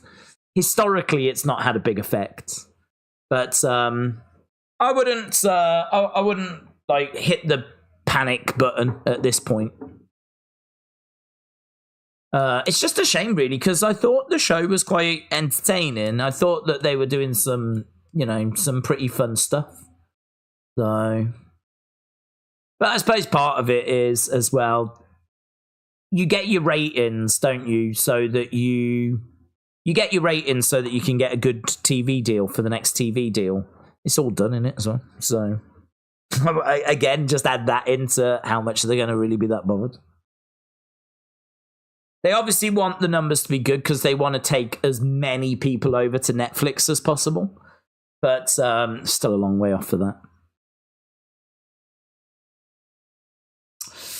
But you're not a WWE fan if you only watch Raw and SmackDown, but not NXT, said Boomers. Low Hanging Fruit said, before he makes it to the main roster, I need to know what that trick means. It's a complete mystery. It's a saying from the film Hustle and Flow. What that trick, I've never seen that film, so I don't quite know what the context is of it. But I believe sports teams have adopted it and chant whoop that trick at games. One sports team in particular has adopted it and use it. And because Trick Williams is called Trick, someone in the crowd started that whoop that trick chant, and it's just absolutely caught on. But we've said before, it doesn't really make sense. Like, it feels like you would say it to Carmelo. Whoop that trick, you know. Like, kind of an instruction, go and whoop that trick. But instead, it's something that's chanted to Trick Williams, so... I don't know, I don't quite understand it myself. I feel like I would probably have to watch that film, Hustle and Flow. Someone said that trick might also be like a slang word for like a prostitute. So, I don't know, are we always calling Trick's opponents prostitutes? Is that what we're doing? Are we claiming that Carmelo Hayes is a prostitute? I just don't know. I don't know. Back elbow there by Stacks. Crossbody there by Stacks. Down goes Charlie Dempsey. I think it's whoop that trick. Like whoop that trick. We should vocalize the comma then. Whoop that comma trick. Full stop. Maybe we should start chanting the punctuation points just to make sure that everything is crystal clear. You know? What? Question mark? We could start doing that. Fight forever! Exclamation mark. Fight forever! Exclamation mark. A beautiful drop kick there by Miles Bourne. Referee's count coming in as shoulders up there. Miles Bourne making the tag. It's another fast-paced match, this one, you know. Peculiar, shout out to you, said, how are you today? What do you think the best match is going to be? I don't know, you know. I mean, like, I think this is a really good-looking show. And I'm really impressed with what we've had so far. We're already 37 minutes in. So I'm really impressed with what we're getting so far. Obviously, the emotion of the main event makes me think it's probably going to be that. You know, it's title versus NXT career. So, you know, that the emotion of that main event definitely makes me think that that's probably going to be the one. But I don't know, the women's match was... Oh, I need to end that, actually. The women's match was really fun. This match has got a lovely action to it, lovely pace to it. I got to tell you as well, Stacks has really come on. Stacks is in a really good place. I'm loving his selling. I'm loving the emotion. He's digging deep as well. Look at that. Hot tag. He tries to make it, but Miles Bourne pulls Tony off the edge of the ring. Tag. Oh, it gets made just as Damon Kemp comes in. Big shot there by Tony. Tony looks like a Don now. When Tony comes in, it's like a wrecking machine just got in there. It was like that at the house show. Oh, spinebuster. Great work by Tony. 1, 2, Charlie Dempsey. Oh, Damon Kemp stomps Charlie Dempsey by mistake. Oh, chop block by Charlie. Oof. Tell you what, that could have been costly. Damon accidentally stomping on Charlie. Good work this by No Quarter Catch crew. 1, 2, shoulder up by Tony. Yeah, the Don man, there was no one there to help him. Where's Luca? I haven't seen Luca. Knee coming in by Charlie.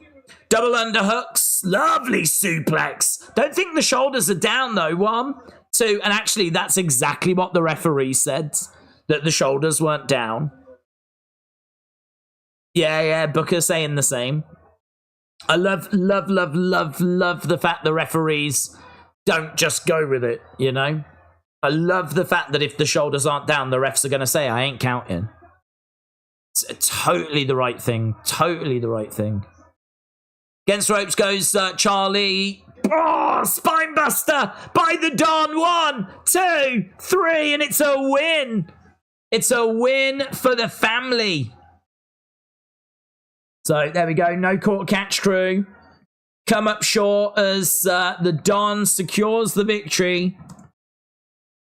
Let's get the match score. There's the Riz. Boom.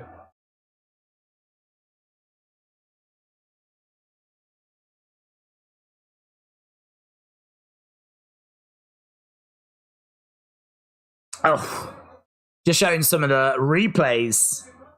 Did you see Liv bury a troll on Twitter for questioning a video of JoJo in a car partying with Liv and CJ? Bray died 6 months ago. His widow isn't allowed to be happy. Yeah, I did see the response. I saw his response back to her as well. They were having a little bit of back and forth, weren't they? Here's Tony, goes over, has a few words with No Quarter Catch crew. You better pay us. So last week they made out that they'd done some work. Oh, who's this guy? Some photographer. There's Baron.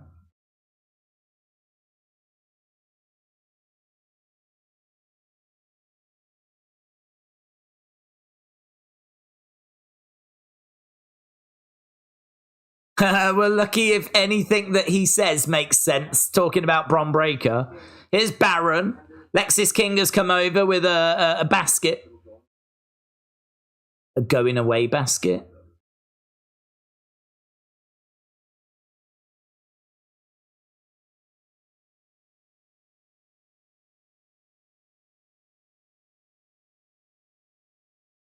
So, what, Baron's going to stick around, is he?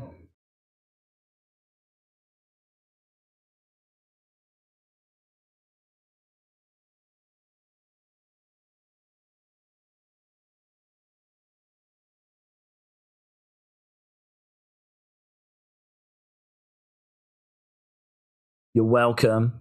So, Lexis King.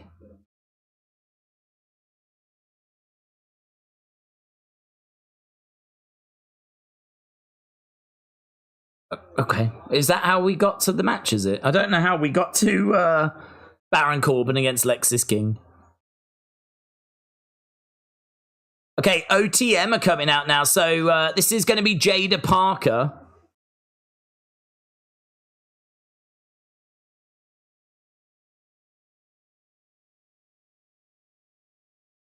Oh, hello, cameraman down. Jada Parker making her way down to the ring. A lot of hype around this young lady.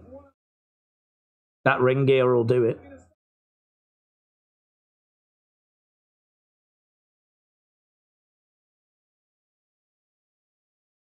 Boom. Picture in picture. God, you have a lot of picture in picture, don't you? You have a lot of picture in picture. You don't mess around. Pressure. I remember her saying that on NXT Level Up. She hasn't said, I don't think she said it on NXT. But on NXT Level Up, she did an interview and she was like, pressure. It just stuck with me for some reason. But now she doesn't say it. I hate her. I don't even know who she's facing. I think, is it Fallon? Right. So, picture in picture. Baron Corbin feels boring again without Bron said big time. Whoop that trick said Galen Fords. Peculiar 84 said, what's your favourite entrance on NXT? I was tricking it. It's by a country mile. It's a bit of a boring answer, but it's my honest answer. Here's Fallon Henley. She's making her way down to the ring. We got picture in picture. We can also get 3 for $20 at Red Lobster. I don't know what 3 we're getting. I don't know what that is. Maybe it's lobsters. I don't know. Now we've got an advert for Tide. Tide Pods as well. Now we've got some boomer at the door. Looks like a prom. I think it's for insurance. Who's going to come down? He's waiting for his date. He's still waiting. I'd be gone by now. If she's going to take this long, I've moved on. Oh, she's still not come down, you know. I'd be out of there, mate. I'd ought to be at the prom. I'd take the dad. I ain't mating around. Right. We should be going back to the action. But she's so high, says Tommy. Fallon is drop dead gorgeous. Peculiar said, I love it. Whoop that trick. What do you think about Bron Breakker, said Osner.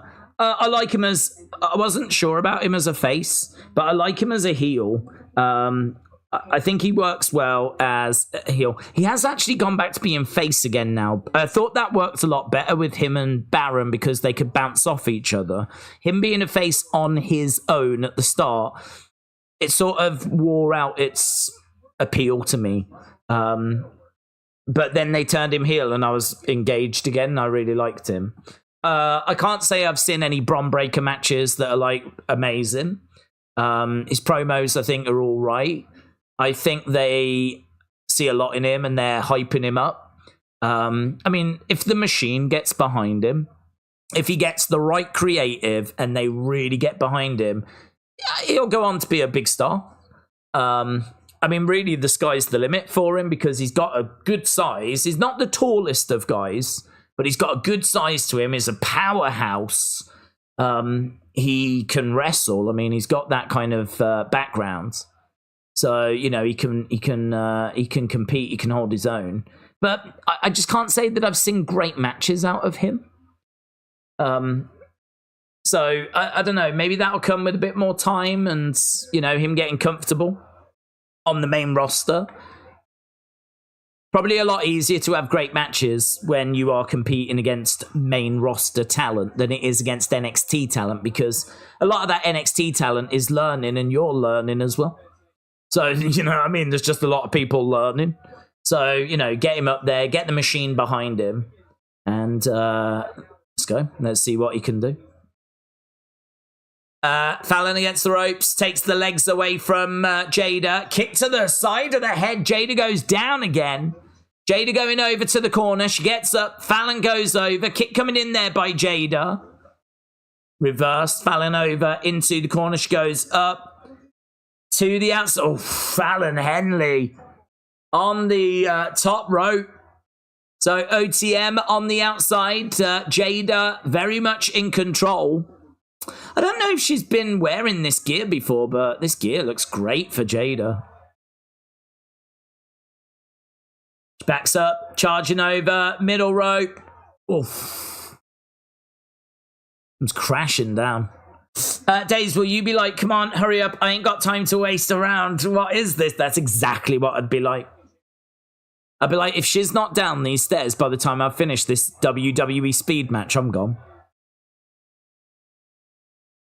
Shoulder tackle there by Jada. Jada grabbing the hair of Fallon. Fallon going against the ropes. Knee to the midsection by Jada. This is a showcase for Jada at the moment. It's really just a showcase for her. Oh, shoulder up there by Fallon. Let's get the scores in for this, shall we? 29, 16, and 4. Boom. Check out Albertsons. What's that? What's Albertsons, bud? Is it a shop? Is it a TV show? Is it a new band? Over the top goes Fallon rolling up Jada. Jada reversing against the ropes. Grabbing Fallon. She goes down. Looking for the cover. 1, 2. Kick out by Fallon. Crowd are making some noise. They're into it. They're not bored by it. But it does feel a little bit of a step down from the 2 matches that we had previous. Last match got a 96% good rating. Match before that, 58% great. Jada versus Fallon. At the moment, we've got a bear hug type holds. It's quite nice, actually. She's got the bear hug applied from the side, and the arm is really stretched back. So Fallon trying to get back up to her feet. She takes Jada down. Jada trying to get back up. Jada coming over. Back elbow there by Fallon. Fallon needs to get the win here, really. Fallon should be, at this stage in her career, knocking around that kind of women's championship, you know? You shouldn't be struggling against someone like Jada Parker, who's not really been in all that long. So I'm thinking showcase for Jada, make her look really good, but she just falls short. Shot coming in there by Fallon, straight across the knee.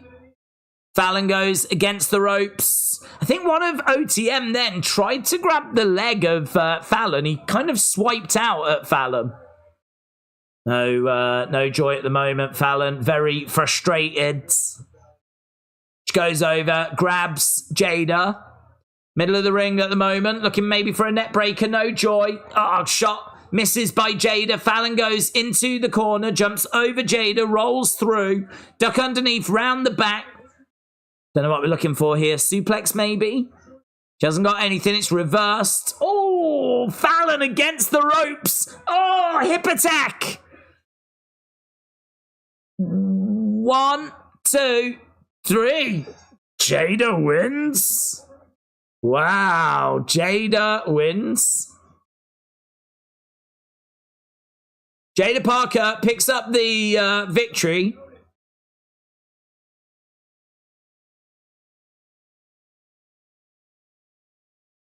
I don't get the sense that that wasn't meant to go that way, but it was a bit of a weird ending to the match. Oh, here's JC Jane. I was waiting for, like, a foot to go on the rope or something to happen, and it didn't.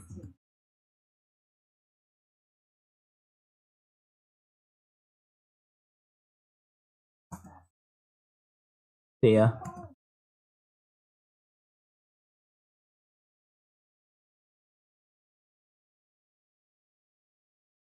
I took you under my wing.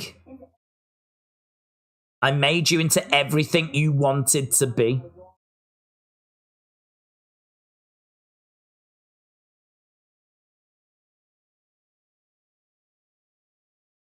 That Jasmine girl that's with JC, she was at that house show. She was amazing.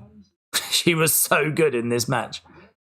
She was all over the place, but in a really good way. A bit like Lyra earlier, just like really in control. I'm very much keeping an eye on her. Oh, hello, look at this. WWE from the UK. WWE stars battle it out in Birmingham. Let's go. I love the Queen.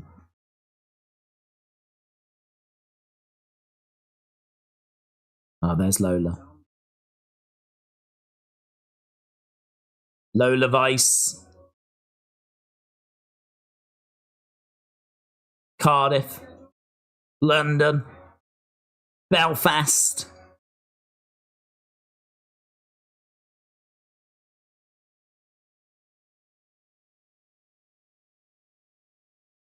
She'd better think again. I love the fact they've used that UK tour, that like house show tour.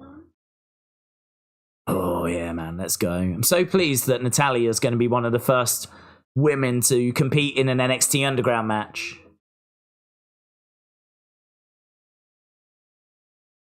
Now is your chance to show me what you're made of.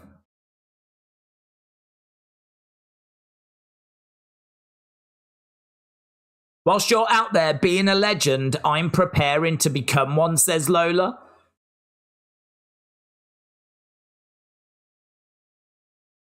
Well, she's got the fighting skills. But Natalya was born in the Heart Dungeon. I mean, not technically, but... So, contract signing coming up between these two next. Let's go, man. Let's go.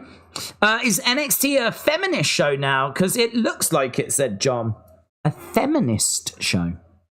You mean it's like quite women heavy?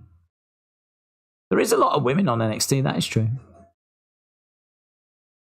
A lot of good women, though. I've tweeted you, said Tap Out Wrestling. Well, I will have a look.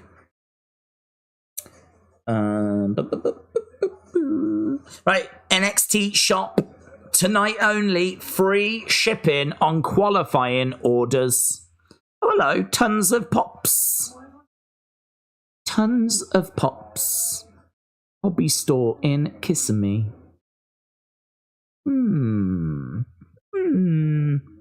Where's that?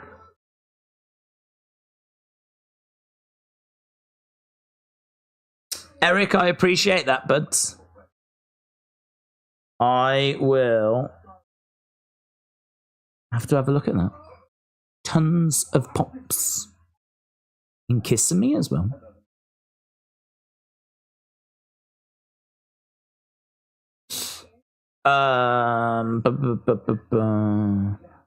Yeah, I've just got a lot of notifications, but a lot of people tagging me in the Cameron Grimes thing still. That seems to have resonated with people. Andrew said, Brave fans being Brave fans. Esoteric. Intended for or likely to be understood only by a small number of people with a specialized knowledge or interest. Where did that appear then? Where did esoteric appear?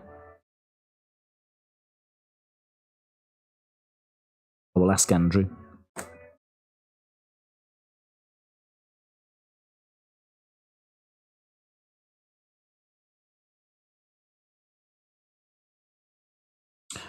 Boom. I'm sure they'll have some WWE pop, said Tap Out Wrestling. No, it's a great shout, yeah. I'm up for anything that's wrestling merch, you know? No, it doesn't have to just be Mattel. It doesn't even have to be figures. I mean, wrestling shirts, old programs. I'd love to find some WWF stuff, but I mean, that's just going to be impossible, isn't it? I feel like all of that stuff in this day and age just goes onto eBay now, you know? Gone are the days, really, of going into a shop and finding that stuff. But I am aware of one shop in northern Orlando that's just like old figures. So I'm really excited to go to that. I'm really excited to see what they've got. And if there was some of that like old WWF stuff, I think I'd like wet myself. But I don't know. We'll just see. We'll see what we can find. But I've saved that. So Mitchell, shout out to you. Mitchell gave me some good tips talking to me about the flea markets. It's very hit and miss flea markets, though, isn't it? I mean, you might find something. You might find a gem at a flea market, but you stand probably a better chance of finding nothing. So at the moment, I'm trying to tick off like the Targets, the Walmarts, the places where I feel a bit more confident I will find some. And then once that's exhausted, whatever time I've got left, I want to try and get to some of those flea markets. But as I said, at the moment, I think I've got enough footage for 3 good toy hunts, right? 3 toy hunts that I would be happy to put out and say, I think these are good enough, right? But I am getting to the point now I'm like, ooh, you know, now it's going to start to get a bit tricky if I want to get 6. Now it's going to start to get a bit tricky. Plus also, you know, always looking for more. So we'll see. We'll see how it goes. It will not be for the lack of try-ins if we don't end up with 6. I mean, it doesn't have to be 6. It's just in my mind, I was thinking 3 each week. I'm here for 2 weeks. If I can do like 1 every couple of days, that would make sense. So that's kind of the target I've set myself. Oh, hello, JD McDonough. What are your predictions? What's he doing here?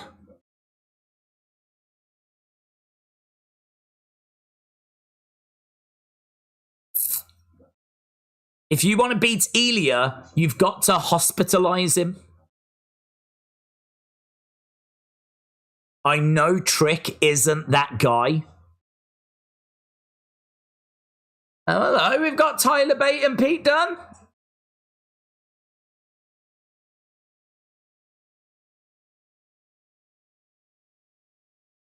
What's happening?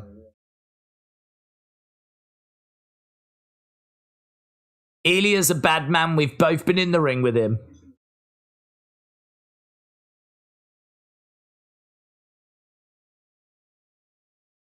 Tyler Bates quite excited. There's a lot of people just floating around, isn't there? Ivy, Creed Brothers. Hello, the ropes have come off. So we've got the contract signing now. We're going over to Ava, who's in the ring. We've done an hour already. It's absolutely flown. So time for the contract signing. All right, let's end this poll.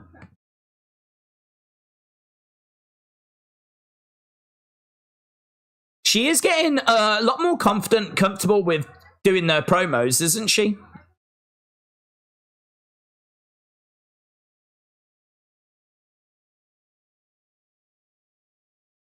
So Natalya comes out.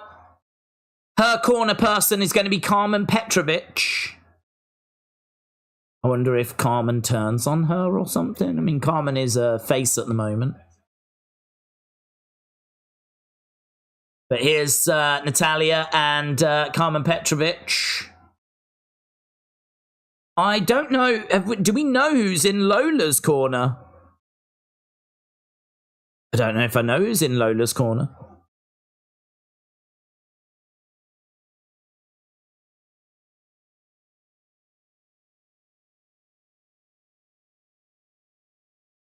Okay, so big cheer.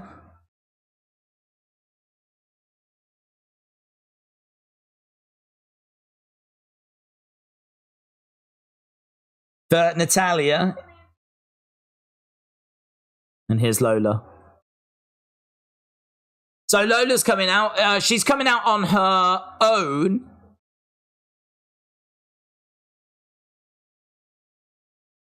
So Lola making her way down. Ropes are off the ring, of course. We've got a lot of NXT talent around the ring. Look at that. That's brilliant. They've got Lola Vice cutouts and the legs move as you like wobble it. So she's kind of doing this. Oh, that was great. Very clever. Very clever. Are they going to do NXT Underground at UFC? I don't know. I mean, that's still a long way off in June. So it makes sense to do that. But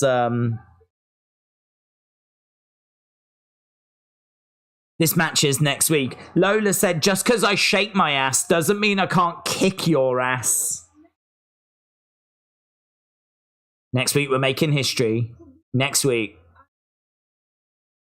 Next week, I will break you.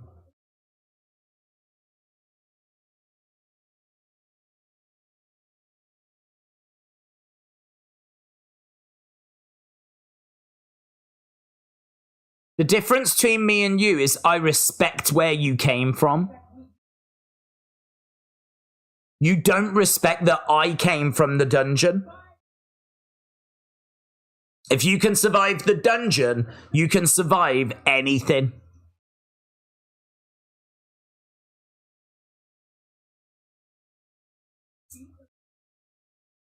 If you're going to be a superstar that's going to lead us into the future, then I will beat some respect into you.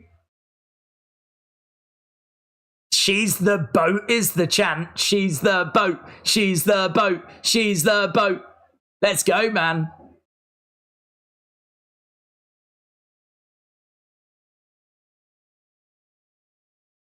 Next week in our NXT Underground match, I want you to bring everything you have.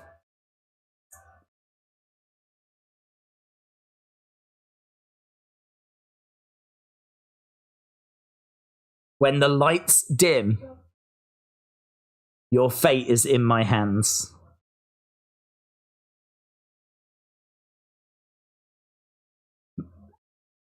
My training partner will make my hands even faster. It's Shayna Baszler. Wah! Shayna Baszler. Is Lola Vice's training partner? That's a good reveal. The Queen of Spades. Shayna Baszler comes walking out. Shayna Chan. She feels like a badass that's just booked so badly on the main roster. That's a good reveal, man. Baszler is her on NXT, said Kian. The Queen of Spades, said Five Dog. What dungeon are they talking about? Heart Dungeon?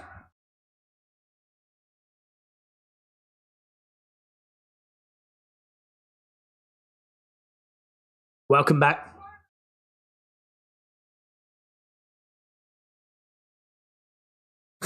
Your chances have gone from slim to none.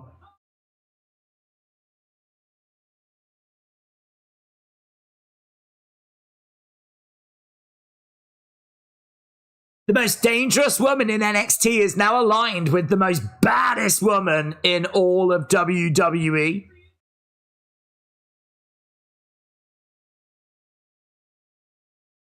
Shayna said, if you're going to get out of this gracefully, I would take that contract and tear it up immediately.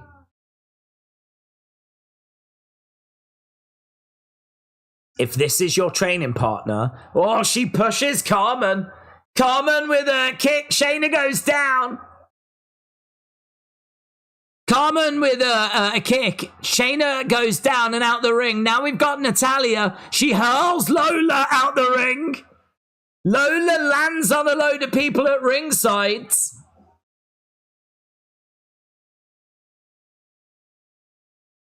Yeah, I'm up for this, man. This is going to be good.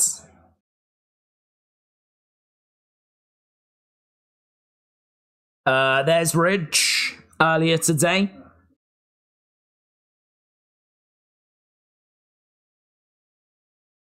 I can earn success the right way. Here's Sean Spears. That was pretty fun. Shayna getting dealt with that easily is a bit of a shame, said Brony. I think it was just to show that Carmen has got something to provide.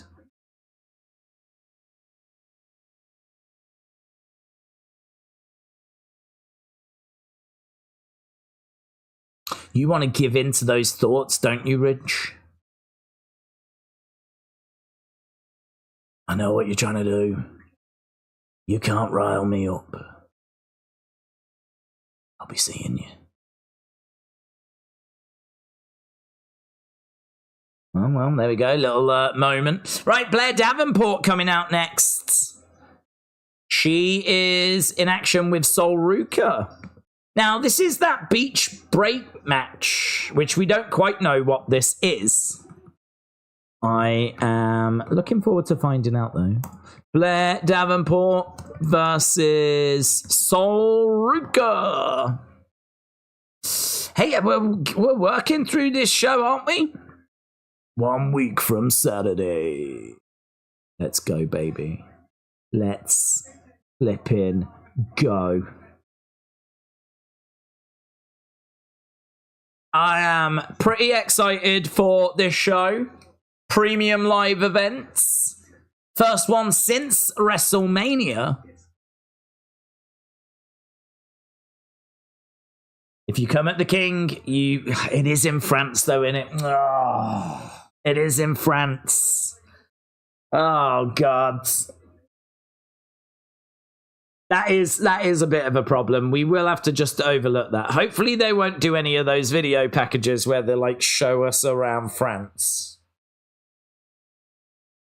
But other than that, should be good. Modern Mogul said, do you think Ava will be made into the next Stephanie McMahon while her father is on the boards? I would like for her to start throwing her name and power around. I think she'll get going in the ring, to be honest. I don't quite know what we're doing. My theory, my guess, is that we just didn't have anything for her at the moment, or the quality of her wrestling is not quite to where it needs to be so that she can be on TV. Right? I don't think she's done any indie work, so she is literally like girl off the street. I know her dad is The Rock, and I'm sure she's watched wrestling her whole life, but actually getting in there and doing it, I don't think she's got any previous. So it's like getting a girl off the street. So I think what they're doing is they know that they've got The Rock's daughter. They know that that's very marketable. They know that that's something people are going to be interested in seeing. And so they're putting her on TV, but they can't really have her wrestle because she's not ready. So they're just, it's quite clever because I would say her speaking, her promos, her projection, her confidence, all of that has improved from when she was in Schism, considering what she does now. So they're improving her promo skills all the time. And I've got to think during the week they're improving her wrestling. So eventually I think we'll get to a point where, you know, she's a good package. Right now I think she's just lacking in ring. So that's what I think we're doing. But I'm not 100%. It could be that she's gone, oh, wrestling's not for me, but I'll do something else. But I have not heard that. I've not heard that conversation has happened. So I'm thinking we're just kind of doing it a bit of a backwards way. So, you know, it is what it is. I think that she will get going in the ring eventually. We have seen a couple of matches, but I mean, they were not great. Tommy said, I love hot people. And I also love not hot people because they are hot too. That's really well said. Tommy, how is your very real girlfriend, by the way? Is she okay? What French lady broke Daisy's heart? No, none of them. There's just a friendly rivalry between the British and the French. I suppose it's because we're so close to each other. You know, there's only the English Channel that kind of separate us. And there's a long history of our nations, like, invading each other and attacking each other. So there's, like, this friendly little rivalry between the English and the French. And by friendly, I mean we hate each other, so... Daze, I might be in the minority, but these international premium live events feel like house shows with the big crowds. UK, Canada, and Perth pay-per-views felt big, but France and Germany, I don't know. We need to see them first. I agree. It doesn't feel. I think, you know, with the UK that there's a big, passionate fan base there. I think you know that they're going to turn up. They're going to make noise. I think you know that the UK is like, oh my God, just give us wrestling. We love it. And so I think if you do a show in the UK, I wouldn't think that would feel like it's just a house show type thing, because I think that UK crowd is quite good. I'm not going to say it's the best, but I think it's a good crowd, right? Passionate crowd, knowledgeable crowd, attractive crowd, right? But with France, we just don't know, really. France and Germany kind of feel like we're stepping into the unknown. I mean, because there probably is a passionate fan base in France, and there probably is a fan base there that has been very underserved, that place could be rocking, man. I mean, France could go ballistic, couldn't it? Imagine that. I mean, they're lucky to get a house show. So now they've got a premium live event. I mean, that place could be going bananas. So we'll have to see. But yeah, it is very much going into the unknown. Right, we've got Axiom, we've got Nathan Frazier, we got Hank, we got Tank, we've got Idris, Anofi, Riley.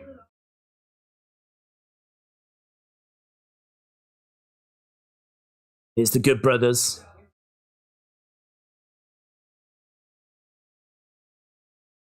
This is NXT.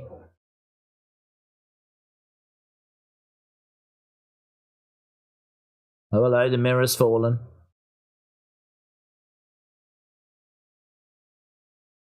Broke him. Broke his mirror, innit?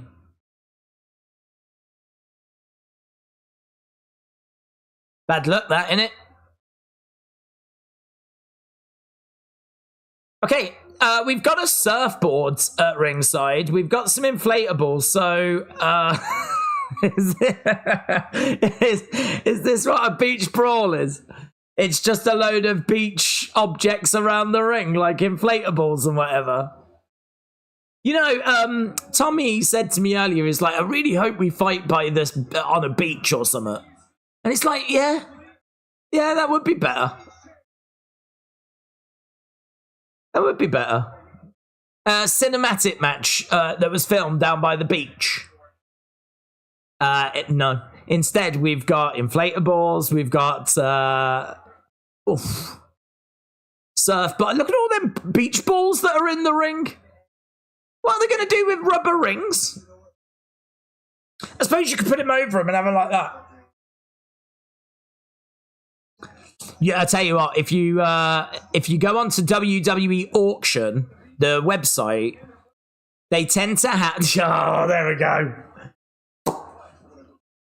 I mean, literally, that took all of a minute.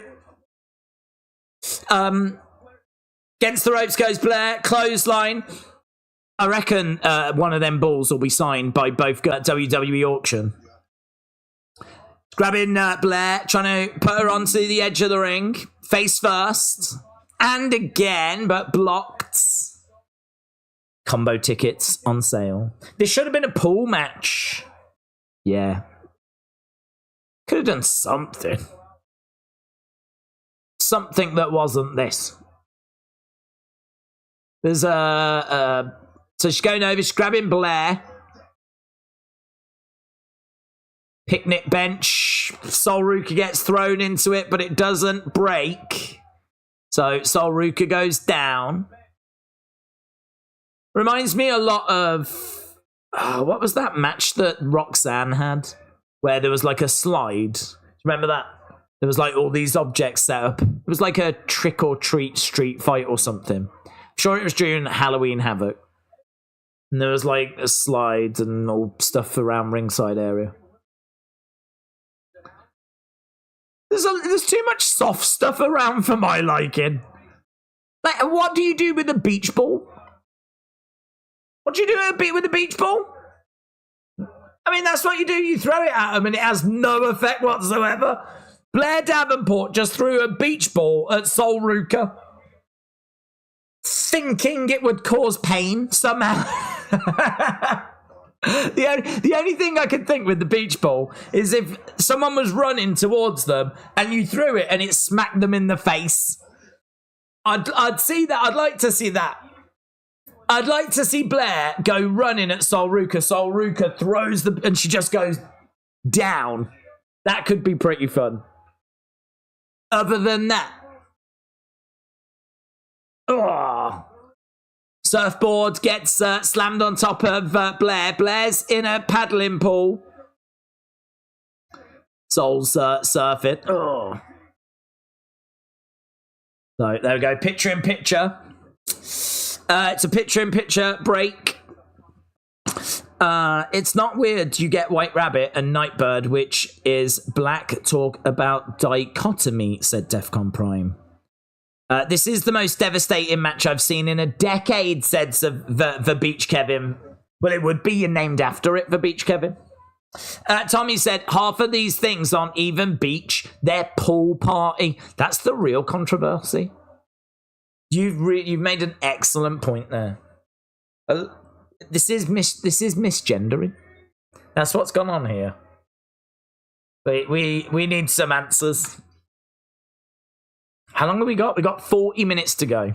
Aubrey said, I'm in a committed relationship. I visit the ward twice a month to see her. That's nice.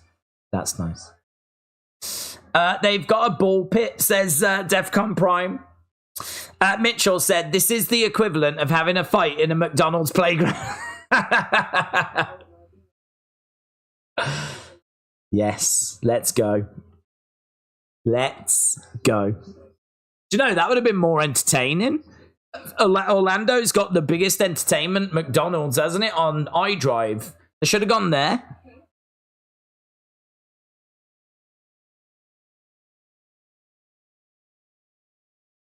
Okay, so right now it's Blair in the ring that's in control. Obviously, we've got our title match coming up. Tommy said, Dave's big question. Harley Cameron responded to my tweet and said that I should sub to her $9.99 brand army and I get exclusive pics. Should I do it? And then ask her questions about my real life girlfriends. Yeah, of course you should. I mean, you waste, is it $1,000 a month on like awful DVDs and Blu-rays? I mean, you get the kind of stuff that I think no one else gets or wants. So if you just cancelled that, $9.99 a month for Harley Cameron's, what was it? Only brand or whatever. Some kind of offshoot, isn't it, of OnlyFans. What was it called? Her brand army. Don't even know what that is. Yeah, do it. I want to know what it's about. And then tell her that you're not interested in the pictures. You just want some life advice.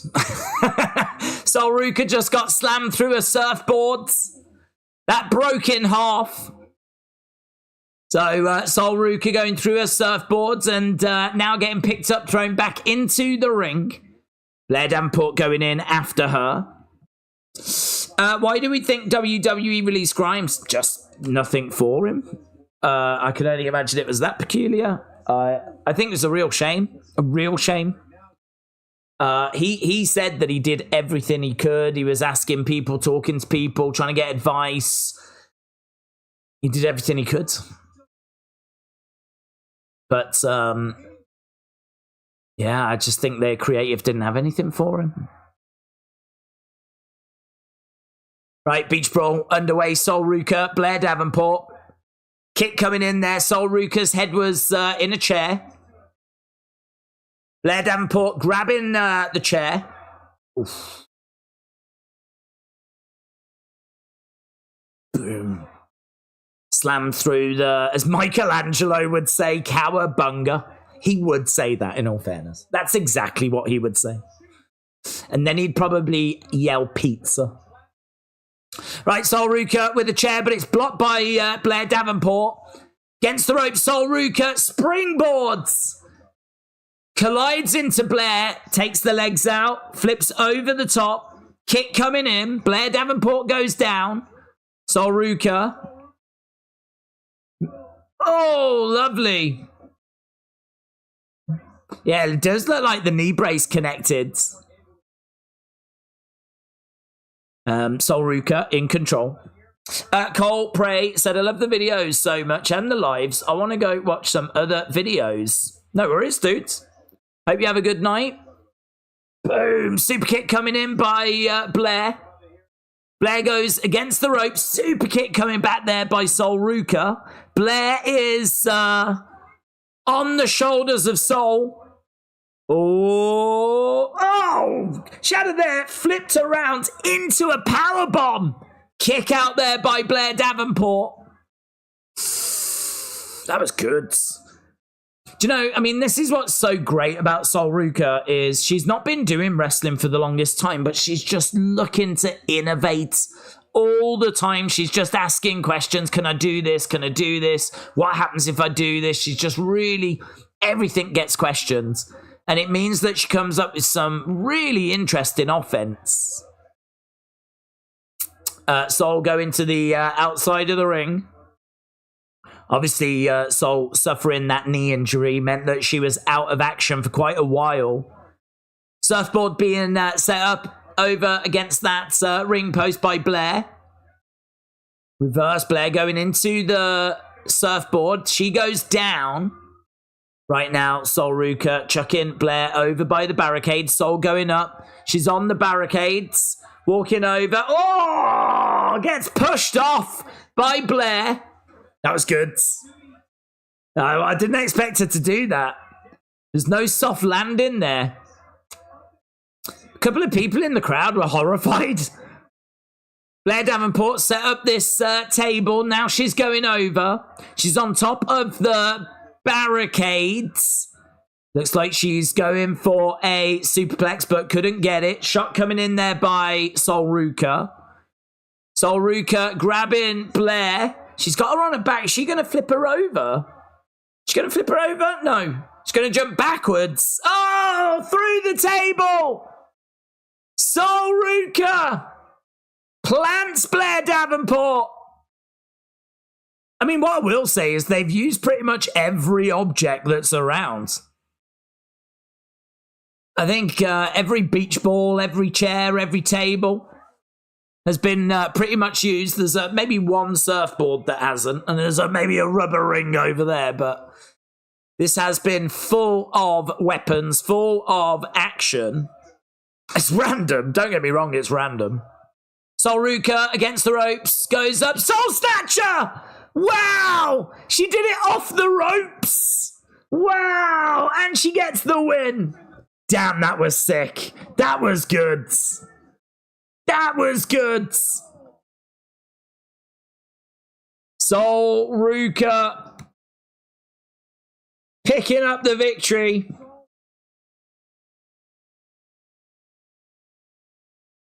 Yeah, a lot of hype around Ruca, and you can see why. So good. Very impressive.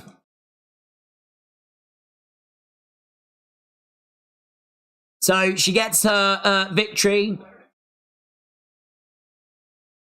There's Trick.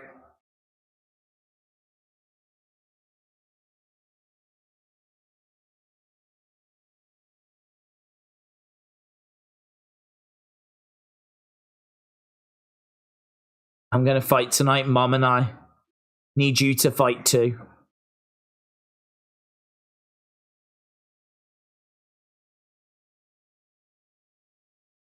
Oh, hello, Johnny Gargano. Johnny Gargano? It's my last chance. I love this place, says Tripp. Against a man I've not beaten before.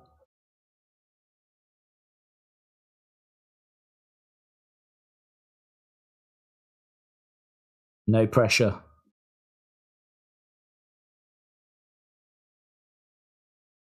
You've been through so much since you lost to Dragunov before.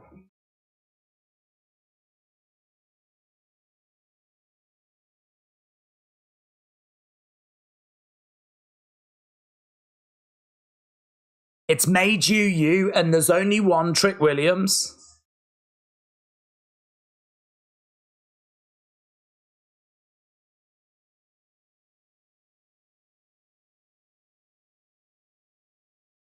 Are you willing to give everything to slay the Mad Dragon?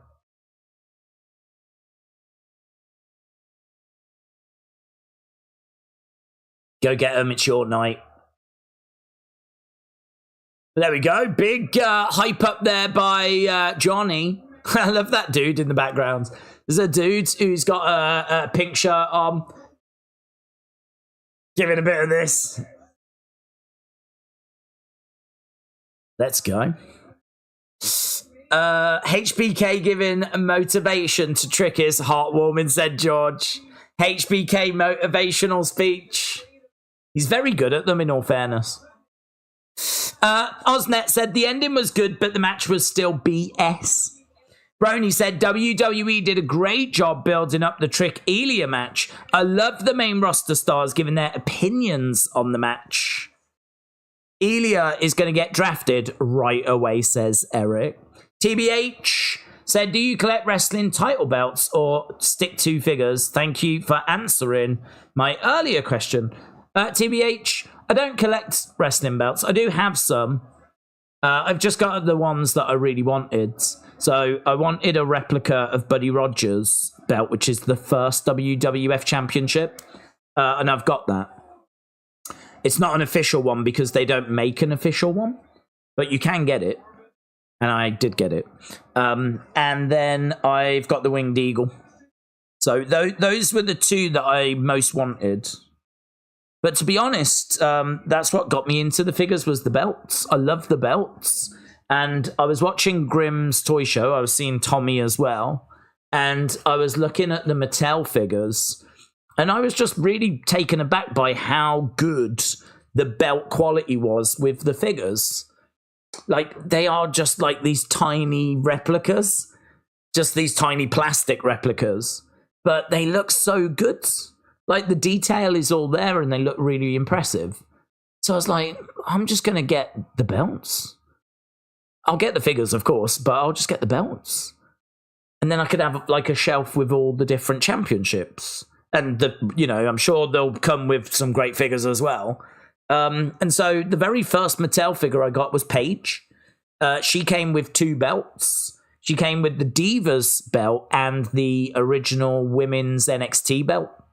So my first figure came with 2 belts, and that was my plan. But as I said before, when you start collecting figures like that, you go, well, I've got to get a Rowdy Roddy Piper. I've got to get an Andre the Giant. I've got to get a, Macho Man. And, a lot of these won't come with belts. And then before you know it, it's out of control. And that's what happened to me. It all got out of control. But I love the figures. I really, really got into them. I'm still into them. I mean, I'm over here doing toy hunts, looking to see what's in the shops. Really, the quality of them has only got better and better and better over time. So, the figures are amazing, but I am a lot more selective now. I've managed to kind of get to the point where I've had a word with myself and gone, we can't keep spending all this money. So I am a lot more selective with what I get. But the belts, I'm a big lover of belts and championships. And that's actually what got me collecting the action figures. But no, I don't collect the main replicas. I don't have the money for that. I feel like if you was a millionaire, then you could probably drop a load of money on the belts and not even think twice about it. But that's not me. That is not me. So I've got the ones I want. Spring, shout out to you, said, I hope all is well. I live in Missouri, where it is sunny and hot, but there's no beach or palm trees here. I'm happy there is a return of a scary character or faction. I think the Wyatt 5 debuts soon, said Spring 2023. Johnny said, Daze, I wish they would move Baron Corbin back to the main roster. I don't know why they moved him to NXT in the first place. I always enjoyed his work. I think he was a little lost, to be honest. I don't think he ever found that gimmick that really landed. I think he had some gimmicks that were passable, fine. You could do some stuff with him, but he was never really getting to that next level. We tried him as the King. We tried him as the Happy Corbin. He was down on his luck as well. He was broke. He's been the Lone Wolf. We had him with Madcap. We've tried a few different things. He retired Kurt Angle, but there was nothing that really caught fire, really took him to that next level. And I think that's what they're looking for in NXT. I don't think he knows what it is. I think if he, when Bray went back to NXT, Bray moved heaven and earth to try and figure out what was going to unlock that next level, and he came up with the Wyatt family. He was inspired by Isaac Yankem. He was inspired by Waylon Mercy and horror films and everything. And, he came up with that. I don't think that Baron Corbin quite knows what he is meant to be doing or how he's meant to be presented. I get the feeling that Baron sort of waits to be told what he's going to be doing, rather than necessarily actively trying to figure it out himself like Bray did. So, I don't know. I liked him with Braun. I think that was always going to be a short-term thing, though. But I did like him with Braun. But we'll have to see. We'll have to see what they can come up with. I don't know what this is. We're riding along with Metaphor. So we got Noam Dar, we got Oro Mensah, we got Lash. Right, here's Lexis King. So Lexis King, he's got a match against Baron. And I'm guessing this is a co-main event, if you will. Championship match, of course, going to be our main event. We haven't got loads of time, but we know we could have a little overrun. TBH said there is a lot of knockoff belts that you can get for a decent price. The funny thing is, most of the fake belts come with real leather straps, and the WWE shop belts are not real leather. That is kind of funny. I do love the championships. And again, you know, if I had the money, I would collect a load of replicas. But I was a little tempted by the mini belts because they're obviously cheaper, but I don't need to be collecting anything else, to be honest. I think I'm done with my collections. Although there might be a new collection that I'm starting to have a little look at. That might show itself during the toy hunts. But yeah, that's not a major thing though. And yeah, I think I've got to the point now where I'm being a lot more selective. Baron Corbin hurling Lexis King back into the ring. And big boot coming in. We need to change the information on screen, don't we? Yes, we do. Right, Baron versus Lexis. Lexis was very good at the house show, you know. Very good. Engaging with the crowd a lot. Very vocal. Really, you know, not just there to be along for the ride. He was very much putting in the work, you know.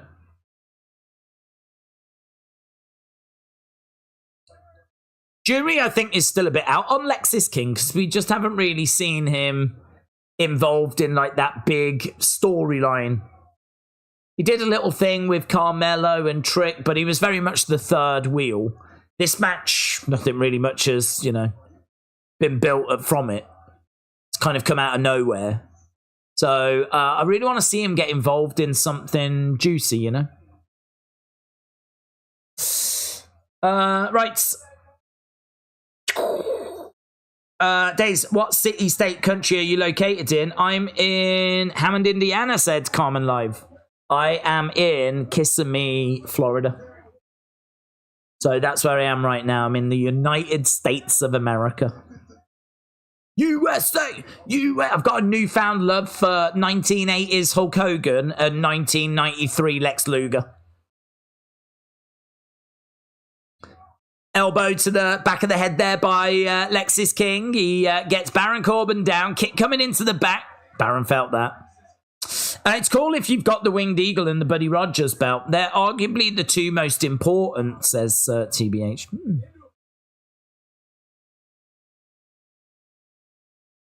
So that's interesting. Kick to the midsection. Chop coming in. It's really interesting that, actually, because the Buddy Rogers belt, you know, was an old United States Championship that was just had a different plate put over the top to say World Champion. Like, it was just a belt that Buddy had from a different promotion, and he just put World Champion over it, and they just went with that. So it is the first WWE Championship, but it's a bit of a hodgepodge job. It's not one that they went out and got made and designed and everything. It was just... It's weird to think the first belt, their first World Championship was that'll do. That'll do. I've got this old United States belt. We could just put World Champion on if you want. Yeah, that'll do. I mean, thankfully, that didn't last very long. There is a great picture of Bruno with that belt, you know. I'm going to see if I can find it. For those that don't know what the belt is we're talking about.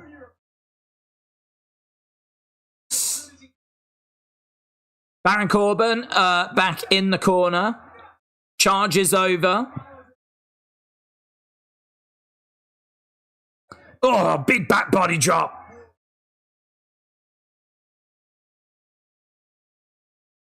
Boom.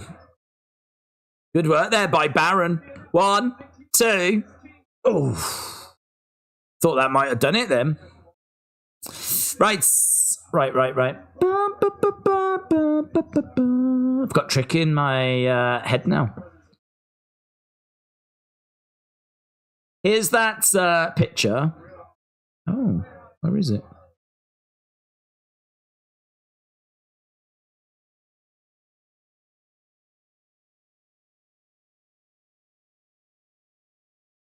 Nexus King going over.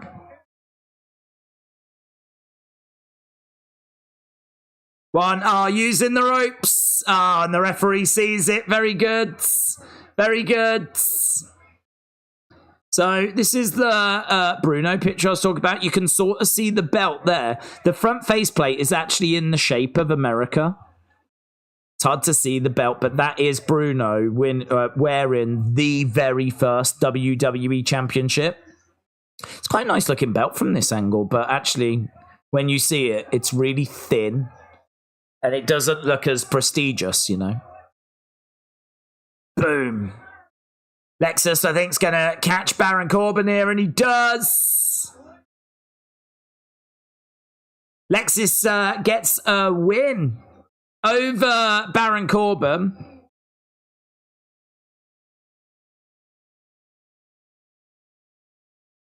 A crowning moment for Lexus King. Why are you touching me?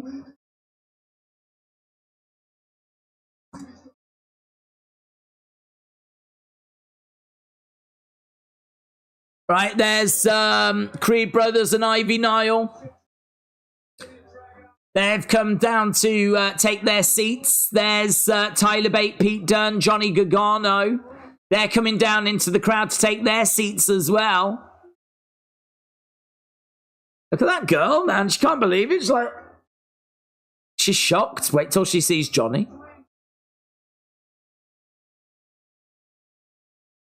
Someone's screaming as well. Ah, here he is. Trick Williams. It's his time, man. It's his time. But is it his time to get called up, or is it his time to be champion? Which way is this going to go? Which way does this go? Trick versus Ilja. Right, where are we with the poll? Keep voting, because I want to get that poll shut so that we can ask the question of who's winning this. We've got... Oh, man, we ain't got long. I didn't realise. There's only 18 minutes and then the overrun. So, video package right now for Trick and Ilja. I feel like this show was really good at the start with the women's match. Really good with the family against No Quarter Catch crew. Jada against Fallon was fine. I thought that was fine. Blair, Sol, Ruca, I think, is where we took a bit of a step down. But I like the finish. Baron Lexus King, it was all right. I think these last two matches have just been a little bit of a... Just a little dip. Hopefully now, though. To the moon. To the moon. To the moon.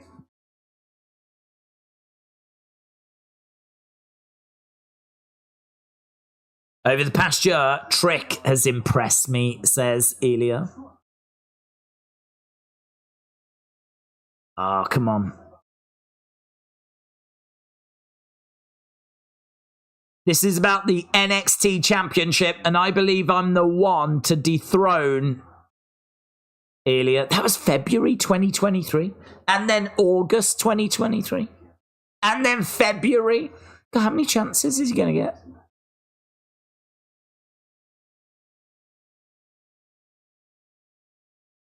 If I don't win, not only do I leave NXT, but I'm going to feel incomplete.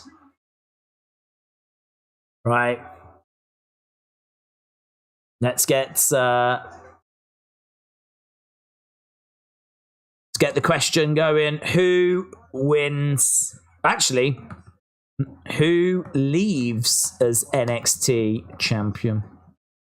Do you think it's going to be Ilja, or do you think it's going to be Trick Willie?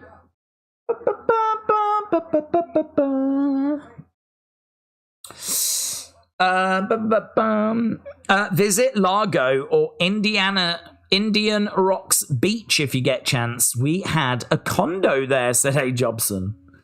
Dro said this main event is going to be the NXT Match of the Year. Well, do you know what? My NXT Match of the Year is Ilja versus Trick. I'm not even lying. Their match that they had from, was it Vengeance Day, is still my match. Is it still my match of the year? Oh, it's hard, isn't it? Because Cody Roman might have pipped it. Definitely my NXT match of the year. Definitely my NXT match of the year. Corbin has had so many matches, and I feel another company might find him better and to be utilised. I hate to say that, but they did something wrong with Grimes, said Richard. Mitchell said, don't miss my super chats. Let's get to it, Mitchell. Mitchell said, Daze, you're killing me. It's car simmy, not kissing me. Car simmy. Car simmy. Is it? Car simmy, not kissing me. I feel like I've heard it said that it was kissing me. Hey, well, I believe you. You would know, my friends. You would know. TBH said there was a post today from Fightful that stated that Booker T said that Trick wasn't quite ready for the main roster. Johnny said, what was your favourite food that you've ate so far in Florida? I don't know, you know. I don't know. Probably a steak. There's a place called Manny's, which I love. I've been there a couple of times before, and yeah, it was lovely. Juicy, amazing, just great, love it. So I'd probably go, that's a bit of a boring answer. Just a steak, but lovely. Great place, great service. Everything's just fresh and just so good. The beer's crisp and the salad's beautiful and fresh, and it's all just great. So that, I think, has been my favourite so far. I can't say that I've had anything crazy, you know. I do want to try, is it alligator? There's alligator meat, I think. Oh, I do want to try that. What did you watch on the plane? Oh my God. Wrestle Andy, do you know what? I'm addicted to Traitors. I've not seen the show before, but it's one of those, right, where so if you don't know what Traitors is, and many of you will, it was a big show in England a couple of years ago, and I saw the adverts for it, and it looked good, but I never got a chance to watch it. And so it was one of those where it's like, oh, I forget time, I will watch it. And it was on the plane, so I was like, right, I'll watch it. I watched episode 1. I was hooked. That was it. I was in. And then I sadly, I only started watching about halfway through the flight. So they're an hour long, each episode. And so I watched 4 episodes. I think there's 12 in total. But what the premise is there's a load of people and they are doing these challenges to try and build up the money. And every night, a load of traitors in the group will go and vote a person off. And then the next day, the group have to try and figure out who's the traitors. Who are they in the group that are secretly, like, you know, voting them off. So it's all about that. And it's brilliant because you've got these people that are like, I know it's her. I know she's a traitor. There's this one guy that's a magician. He's like, listen, I'm a magician. What I do for a living is I read people. I know he is a traitor. I can tell by his body language. And he's wrong. He's completely wrong. And you're like, oh, I can't wait for him to find out that he's wrong. I can't wait for that moment. So I'm like, oh, I'm hooked. I'm hooked. I think there's an American version, which obviously I've not seen. I haven't even seen the English version. There's 2 seasons in England, the English version. But yeah, I mean, it's going to take me the flight back just to finish season 1. But definitely want to see that through, so I'm hooked on that. None of the films really bothered me, to be honest. I wasn't really grabbed by any of the films. They're just showing what's coming up next week. We got Authors of Pain taking on Nathan Frazier and Axiom. Obafemi taking on Ivar. That should be good. Mitchell said, I lived there for 15 years before I moved with my mom. It's Kissimmee. It's never been Kissimmee. Okay. All right. I believe you. Right, here's Ilja.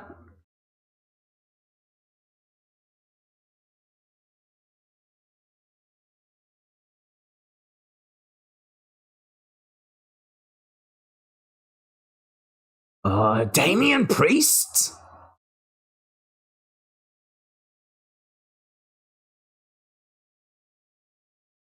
Damian Priest bumps into Ilja. He says, good luck tonight, champ. Damian Priest, like, how are you doing? What's that about?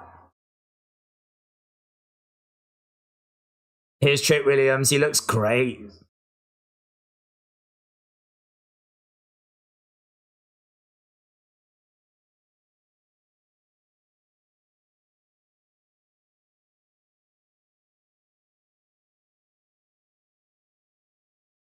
Either I proved myself right or I proved myself wrong. Let's go, Trick.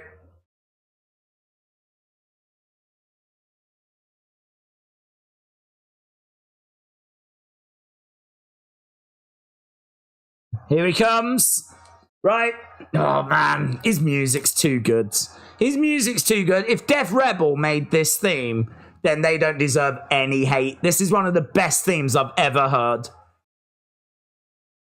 Bum, bum, bum. That chick. That chick. That chick. I love Ilja, but I'm so with Trick Williams right now. 78% of people are with Trick. 22% are with Ilja Dragunov. Bishop said, what's your favorite piece of merch that you've picked up so far? That signed thing. I showed it off, I think was it yesterday. I went to the NXT house show and there was like this signed poster. It's got like Trick Williams' autograph on, Ilja's autograph on. You can get them from like the website, and I don't think they were any cheaper from the house show. But yeah, I love it. Thought it was brilliant. There we go. Trick Williams is in the ring then. How much? We haven't got long to cook, have we? We're not drowning in cooking time.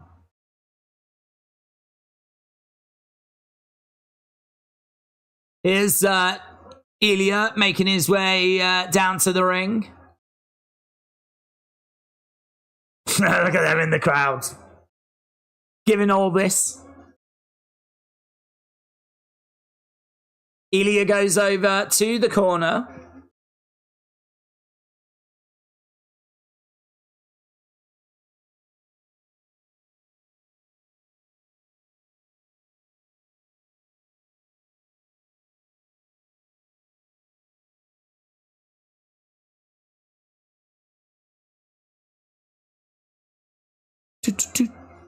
Right, Ilja and Trick. Oh, wow. Look at her hair. Alicia's hair.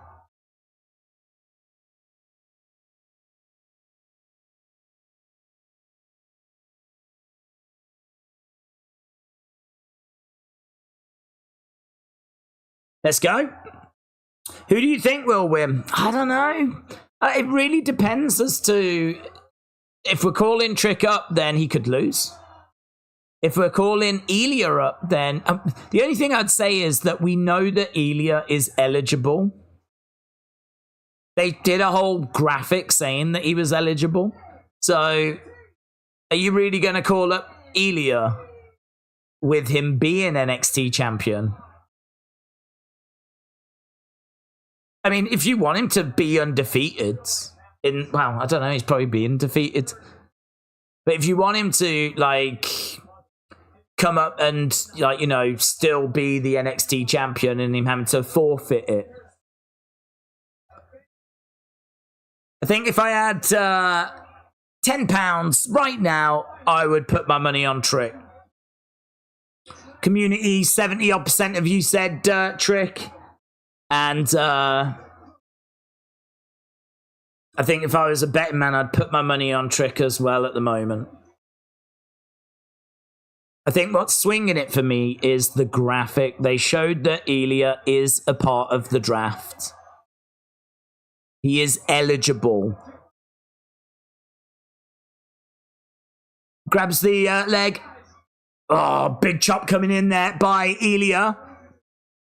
Another chop coming in there by Ilja. And he drives Trick back into the corner. Another big chop coming in. He grabs a hold of the arm. Headbutt coming in there by Ilja. Oh, big right hand. And again. Block. Chop. Against the ropes. Oh, he's got him up. Oof. DDT. DDT by Ilja. Ilja goes against the ropes, through the ropes. Oh, lovely clothesline. Down goes Trick. 1, 2. Shoulder up. Shoulder up.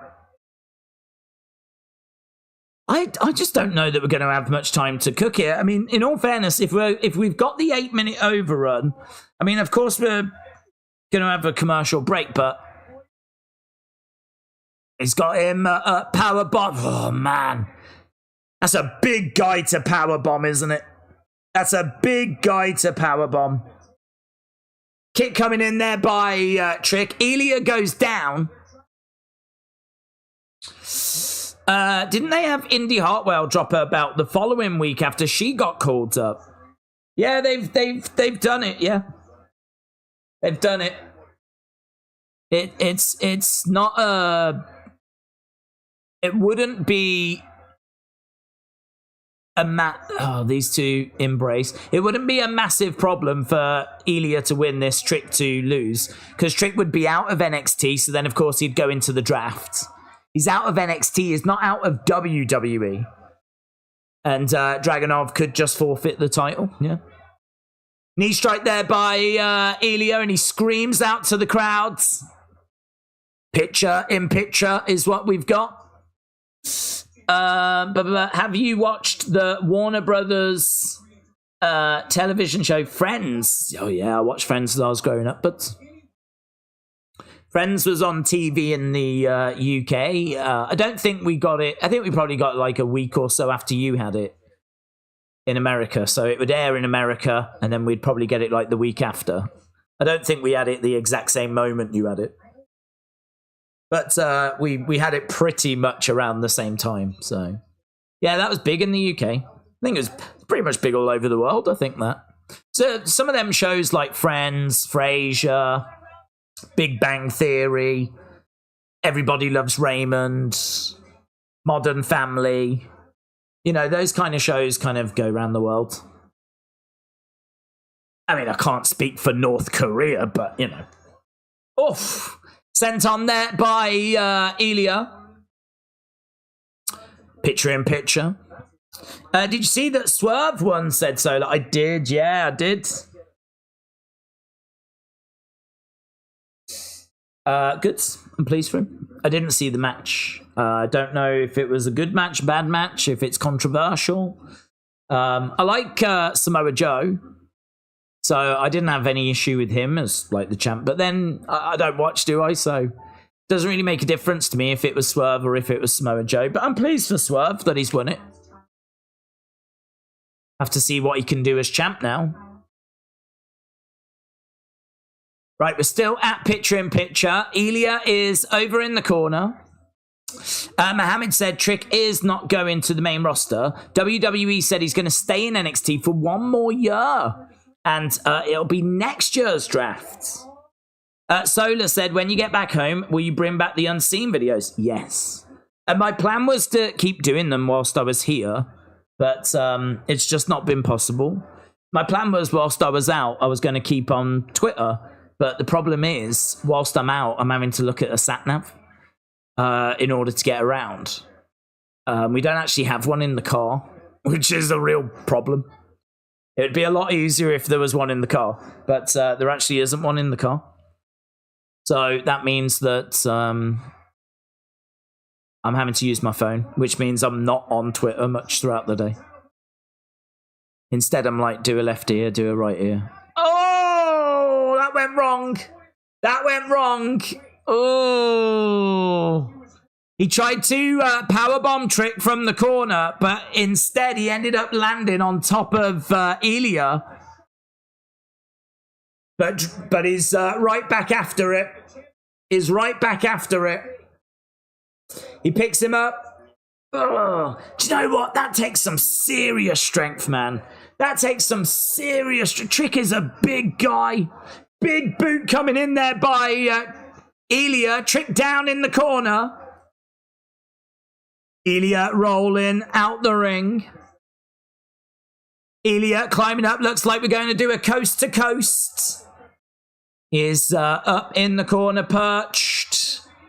And boom! Connects! So far, it's been all Ilja. It's going for the cover. 2. Kick out. Shoulder up there by Trick. Shoulder up by Trick. Referee checking on him as Ilja goes to the outside. Look at this coast to coast. Boom! Good camera angle. Ilja again going up top. Perched. Ooh. Was that reversed by Trick? It was hard to tell. I think he sort of grabbed him and planted him, but they both went down.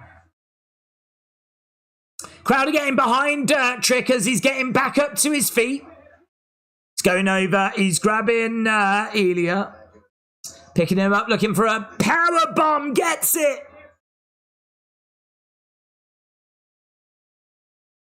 Trick is over against the ropes, charging over. H-bomb by Trick.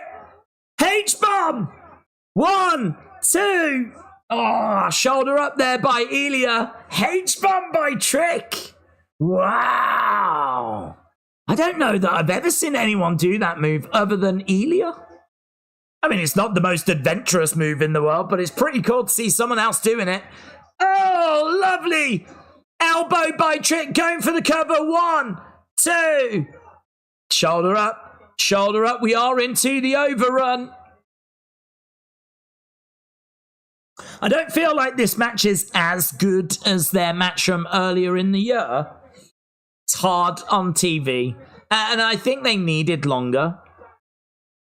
But some great action at the moment. Ilja's got Trick on his shoulders. Oh my God. The strength it takes to do that. Hurls him into the corner. I mean, it's incredible. This is awesome, says the crowd. They're loving it. It is a lot of fun. Stripping the table at the moment. Oh, he's proper thrown that microphone, I think it was, or a light. Now he's going to look to powerbomb, but it's going to get reversed. That commentary table has been stripped. Right now, Trick with a big shot. Ilja is rocked over by the barricades. I think we're over by the creeds. Yeah, there's the creeds. There's the creeds. There's Trick. He's got Ilja. He's going to look to plant him. Uranagi through the commentary table. Look at that. Look at that. Look at that. That was great, man. That was great. Off the barricade, through the commentary table. Oof. Shucky ducky quack quack. Very much so. I couldn't have said it better myself. Right now, he's got Ilja back. Oh, Ilja collides into Trick. Trick goes down. Comes over and he grabs Trick. He's trying to climb up. He's looking for a superplex. Big superplex there by Ilja. H-bomb connects. H-bomb connects. Ilja goes over, drags Trick, but Trick's just like a dead weight. It's pulling him over. Ilja going over to the corner. Trying to climb up. Ilja perched on that middle rope. Another H-bomb lands, connects. 2 in a row. 1, 2. Kick out by Trick. Kick out by Trick. Julius Creed's jumping up and down in the background. 2 H-bombs in a row. Ilja climbing up. Crowd's really into this. Blows a kiss. H-bomb number 3 connects. Oh, he's hurt his hand. Ilja has hit the 3rd H-bomb, hurt his hand. Did that slight delay. Oh, Trick. Shoulder up by Trick. That slight delay when he hit the 3rd H-bomb. Crowd are very vocal. Oof. Lovely German suplex. Knee to the back of the head by Trick. 1, 2. Oh, shoulder up by Ilja. Shoulder up by Ilja. Wow. Brilliant. Brilliant. Right up there amongst the best NXT matches of the year. Trick over on the one corner, Ilja over in the other corner. They're going to run and collide. Oh, it's Trick that gets the better. It's Trick that gets the better. And we've got a new NXT champion. Trick Williams. Look at that. Look at that. Man, do you know what? They just cut to a camera in the crowd. Whole crowd was going mental. Look, brilliant. So loud. The NXT champ. Booker T going crazy. Oh, yeah, man. Trick Williams finally conquers Ilja Dragunov. Really fun match. Don't know that it was better than the one they had earlier in the year. That was a pay-per-view premium live event. This one, though, really did get going and was a wonderful finishing sequence. Love those H-bombs, 3 in a row. And that surely means that Ilja is on his way to the main roster. He hands over the NXT Championship to Trick Williams. He embraces Trick as well. Wow, there he is. There he is. Yeah, man. He's the man, isn't he? He is the man. I can't remember. I'm sure there has been, but when was the last time someone was this over? It's just special, isn't it?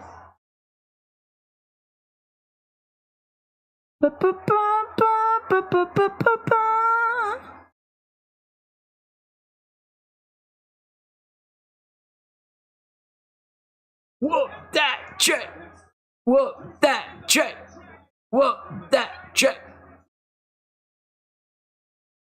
This is a new era. Trick in the crowd holding up that NXT Championship.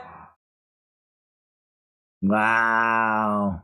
Trick is the new face of NXT. Yeah, now it just goes straight into the next show. That's so not what we do in the UK. We would go to a commercial now. Morgan, shout out to you. That was a pay-per-view premium live event match, said Kian. Oh, it was really good. I mean, it's going to be very interesting to see how you lot score it. Very interesting to see how they score it. I think for me personally, I felt very confident that the match earlier this year was better, but that closing sequence really has made me go, I'm not so sure now. It was so good. So good. That was, I think, a very strong episode of NXT. Very, very strong. Shot said, Daze, want to hear something interesting? I think The Rock handed a piece of Roman's tribal necklace to set up a match at WrestleMania 41, said Shots. I think it is going to be the watch, to be honest. I think I heard a comment that it was something that Cody had given to The Rock, and I think it's going to turn out to be that watch, and I'm a bit worried about that, because obviously the question then becomes, why did Cody give The Rock a watch? It's a fair question, isn't it? Why did you give The Rock a watch to commemorate WrestleMania 40 after everything he did and the whole Mama Road stuff? Why did you give him a watch? So if it is going to be that, I'm not sure how I feel about it. I don't know. We'll have to see how it plays out. But I'm sure I heard, I don't know if it was Cody that commented or The Rock commented, but I'm sure I heard one of them, if not both of them, say that it was something that Cody had given The Rock. Dragunov is going to have a rivalry with Imperium, said Arctic Arcades. This is why Def Rebel needs to go. A great theme song goes a long way. Yeah, but did they make Tricks? If they made Tricks, then I don't know, man. That's one hell of a theme, innit? That's one of the best themes I've heard. So, I mean, I don't know. I don't know who made it. If it turned out to be Def Rebel, I'd be like, do more of that. Do more of that. I mean, not exactly the same, but do more themes that are that good, please. TBH said, I think the NXT wrestlers worked extra hard tonight with so many main roster wrestlers in attendance. It was a great show. Let's go and... Oh, I can't... Oh, that's so annoying. I keep wanting to go to that second channel to put the poll up, and I can't, can I? Because I haven't got access to it on this. So instead, for the second time, which I know is annoying, but you're just going to have to bear with me. This is not going to be the norm. I know, like, putting it on this channel is just a bit, not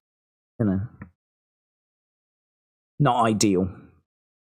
But let's put it on this channel. So, community tab of this channel. What do you score?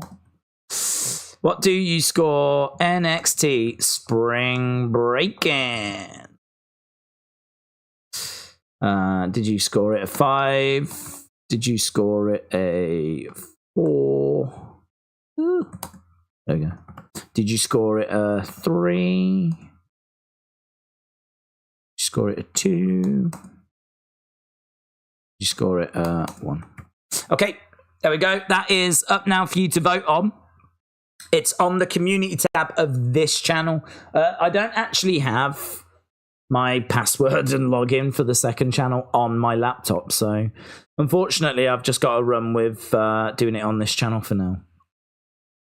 So yeah, you don't need to go to the second channel to try and find it. That's where it normally is. Right, let's try and get a few final thoughts as we wrap this up.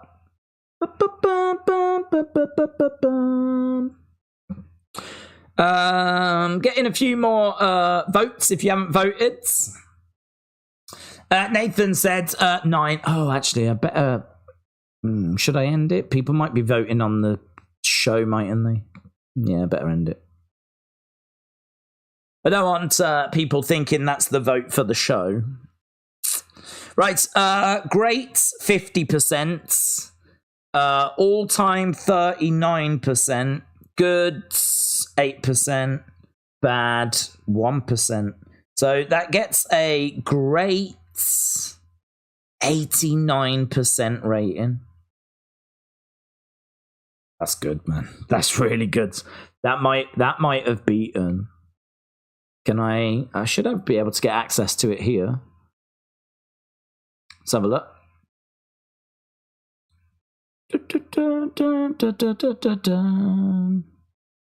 Yeah, we do have it. Ilja Trick. Yeah, man. Oh my god. Smashed it. Well, I say smashed it. It didn't smash it. But it beat it by 2%.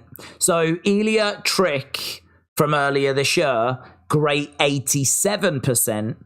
Ilja Trick on NXT, great 89%. So 2% difference. But yeah, it comes in at great. That makes it. I mean, obviously there's a lot of data that I've not put in over the past week or so. But up to when I left a week ago, just over a week ago, that would make that, I think, the 5th best match of the year. 5th best match of the year we just saw. The matches that are ahead of it, Obafemi, Josh Briggs, and Dijak. I think that's from Stand and Deliver. Nia Jax, Becky Lynch, which was the very first match of the year, and we think that was maybe a bit wrong.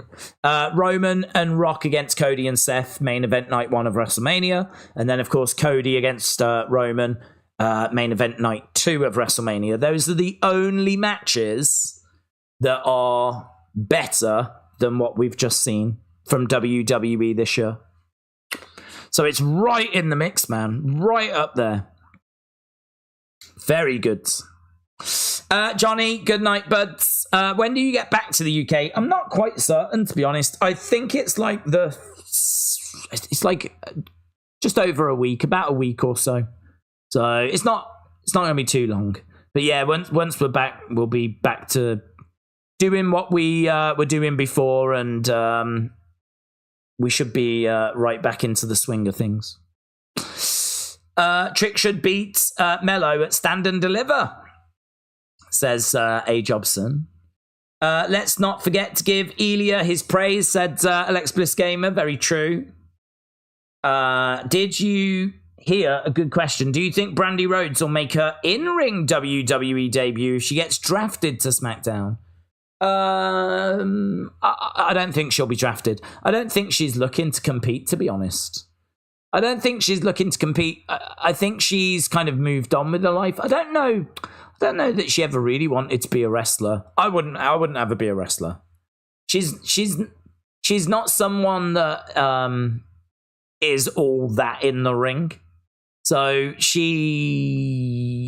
I think she's very good as being Cody's partner. I think she's very good at being there for him. I wouldn't look to have her be in the women's division personally. Def Rebel did make Trick's theme. Did they? Well, do you know what? They've had a lot of grief, and I can't say that it's wrong because I think a lot of their themes are rubbish. But they have made one of my honest-to-God favourite themes. That Trick theme is one of my all-time favourites. I think it absolutely rocks, man. I love it. So, fair play to them. Right, with that being said, we're going to wrap this up then. Appreciate the support as always. Hope everyone has an excellent week. We will be back on Friday for SmackDown. So we will be back on Friday. But yeah, appreciate all the support. I don't know what will be on the channel. I really don't. I mean, I'm out for the next couple of days just doing more toy hunting. Obviously, if I'm in Friday, then I really will try to get a toy hunt done for, this weekend. I've got one that's kind of close. It needs a lot of work still, but we'll see. But yeah, you'll see me Friday anyway for SmackDown. So have a great week, whatever you're doing. Thank you for joining us. Don't forget, Tommy should be live tomorrow with Dynamite if you want to watch that with the community. And many congratulations to Trick Williams, eh? Trick Williams, the new NXT champion.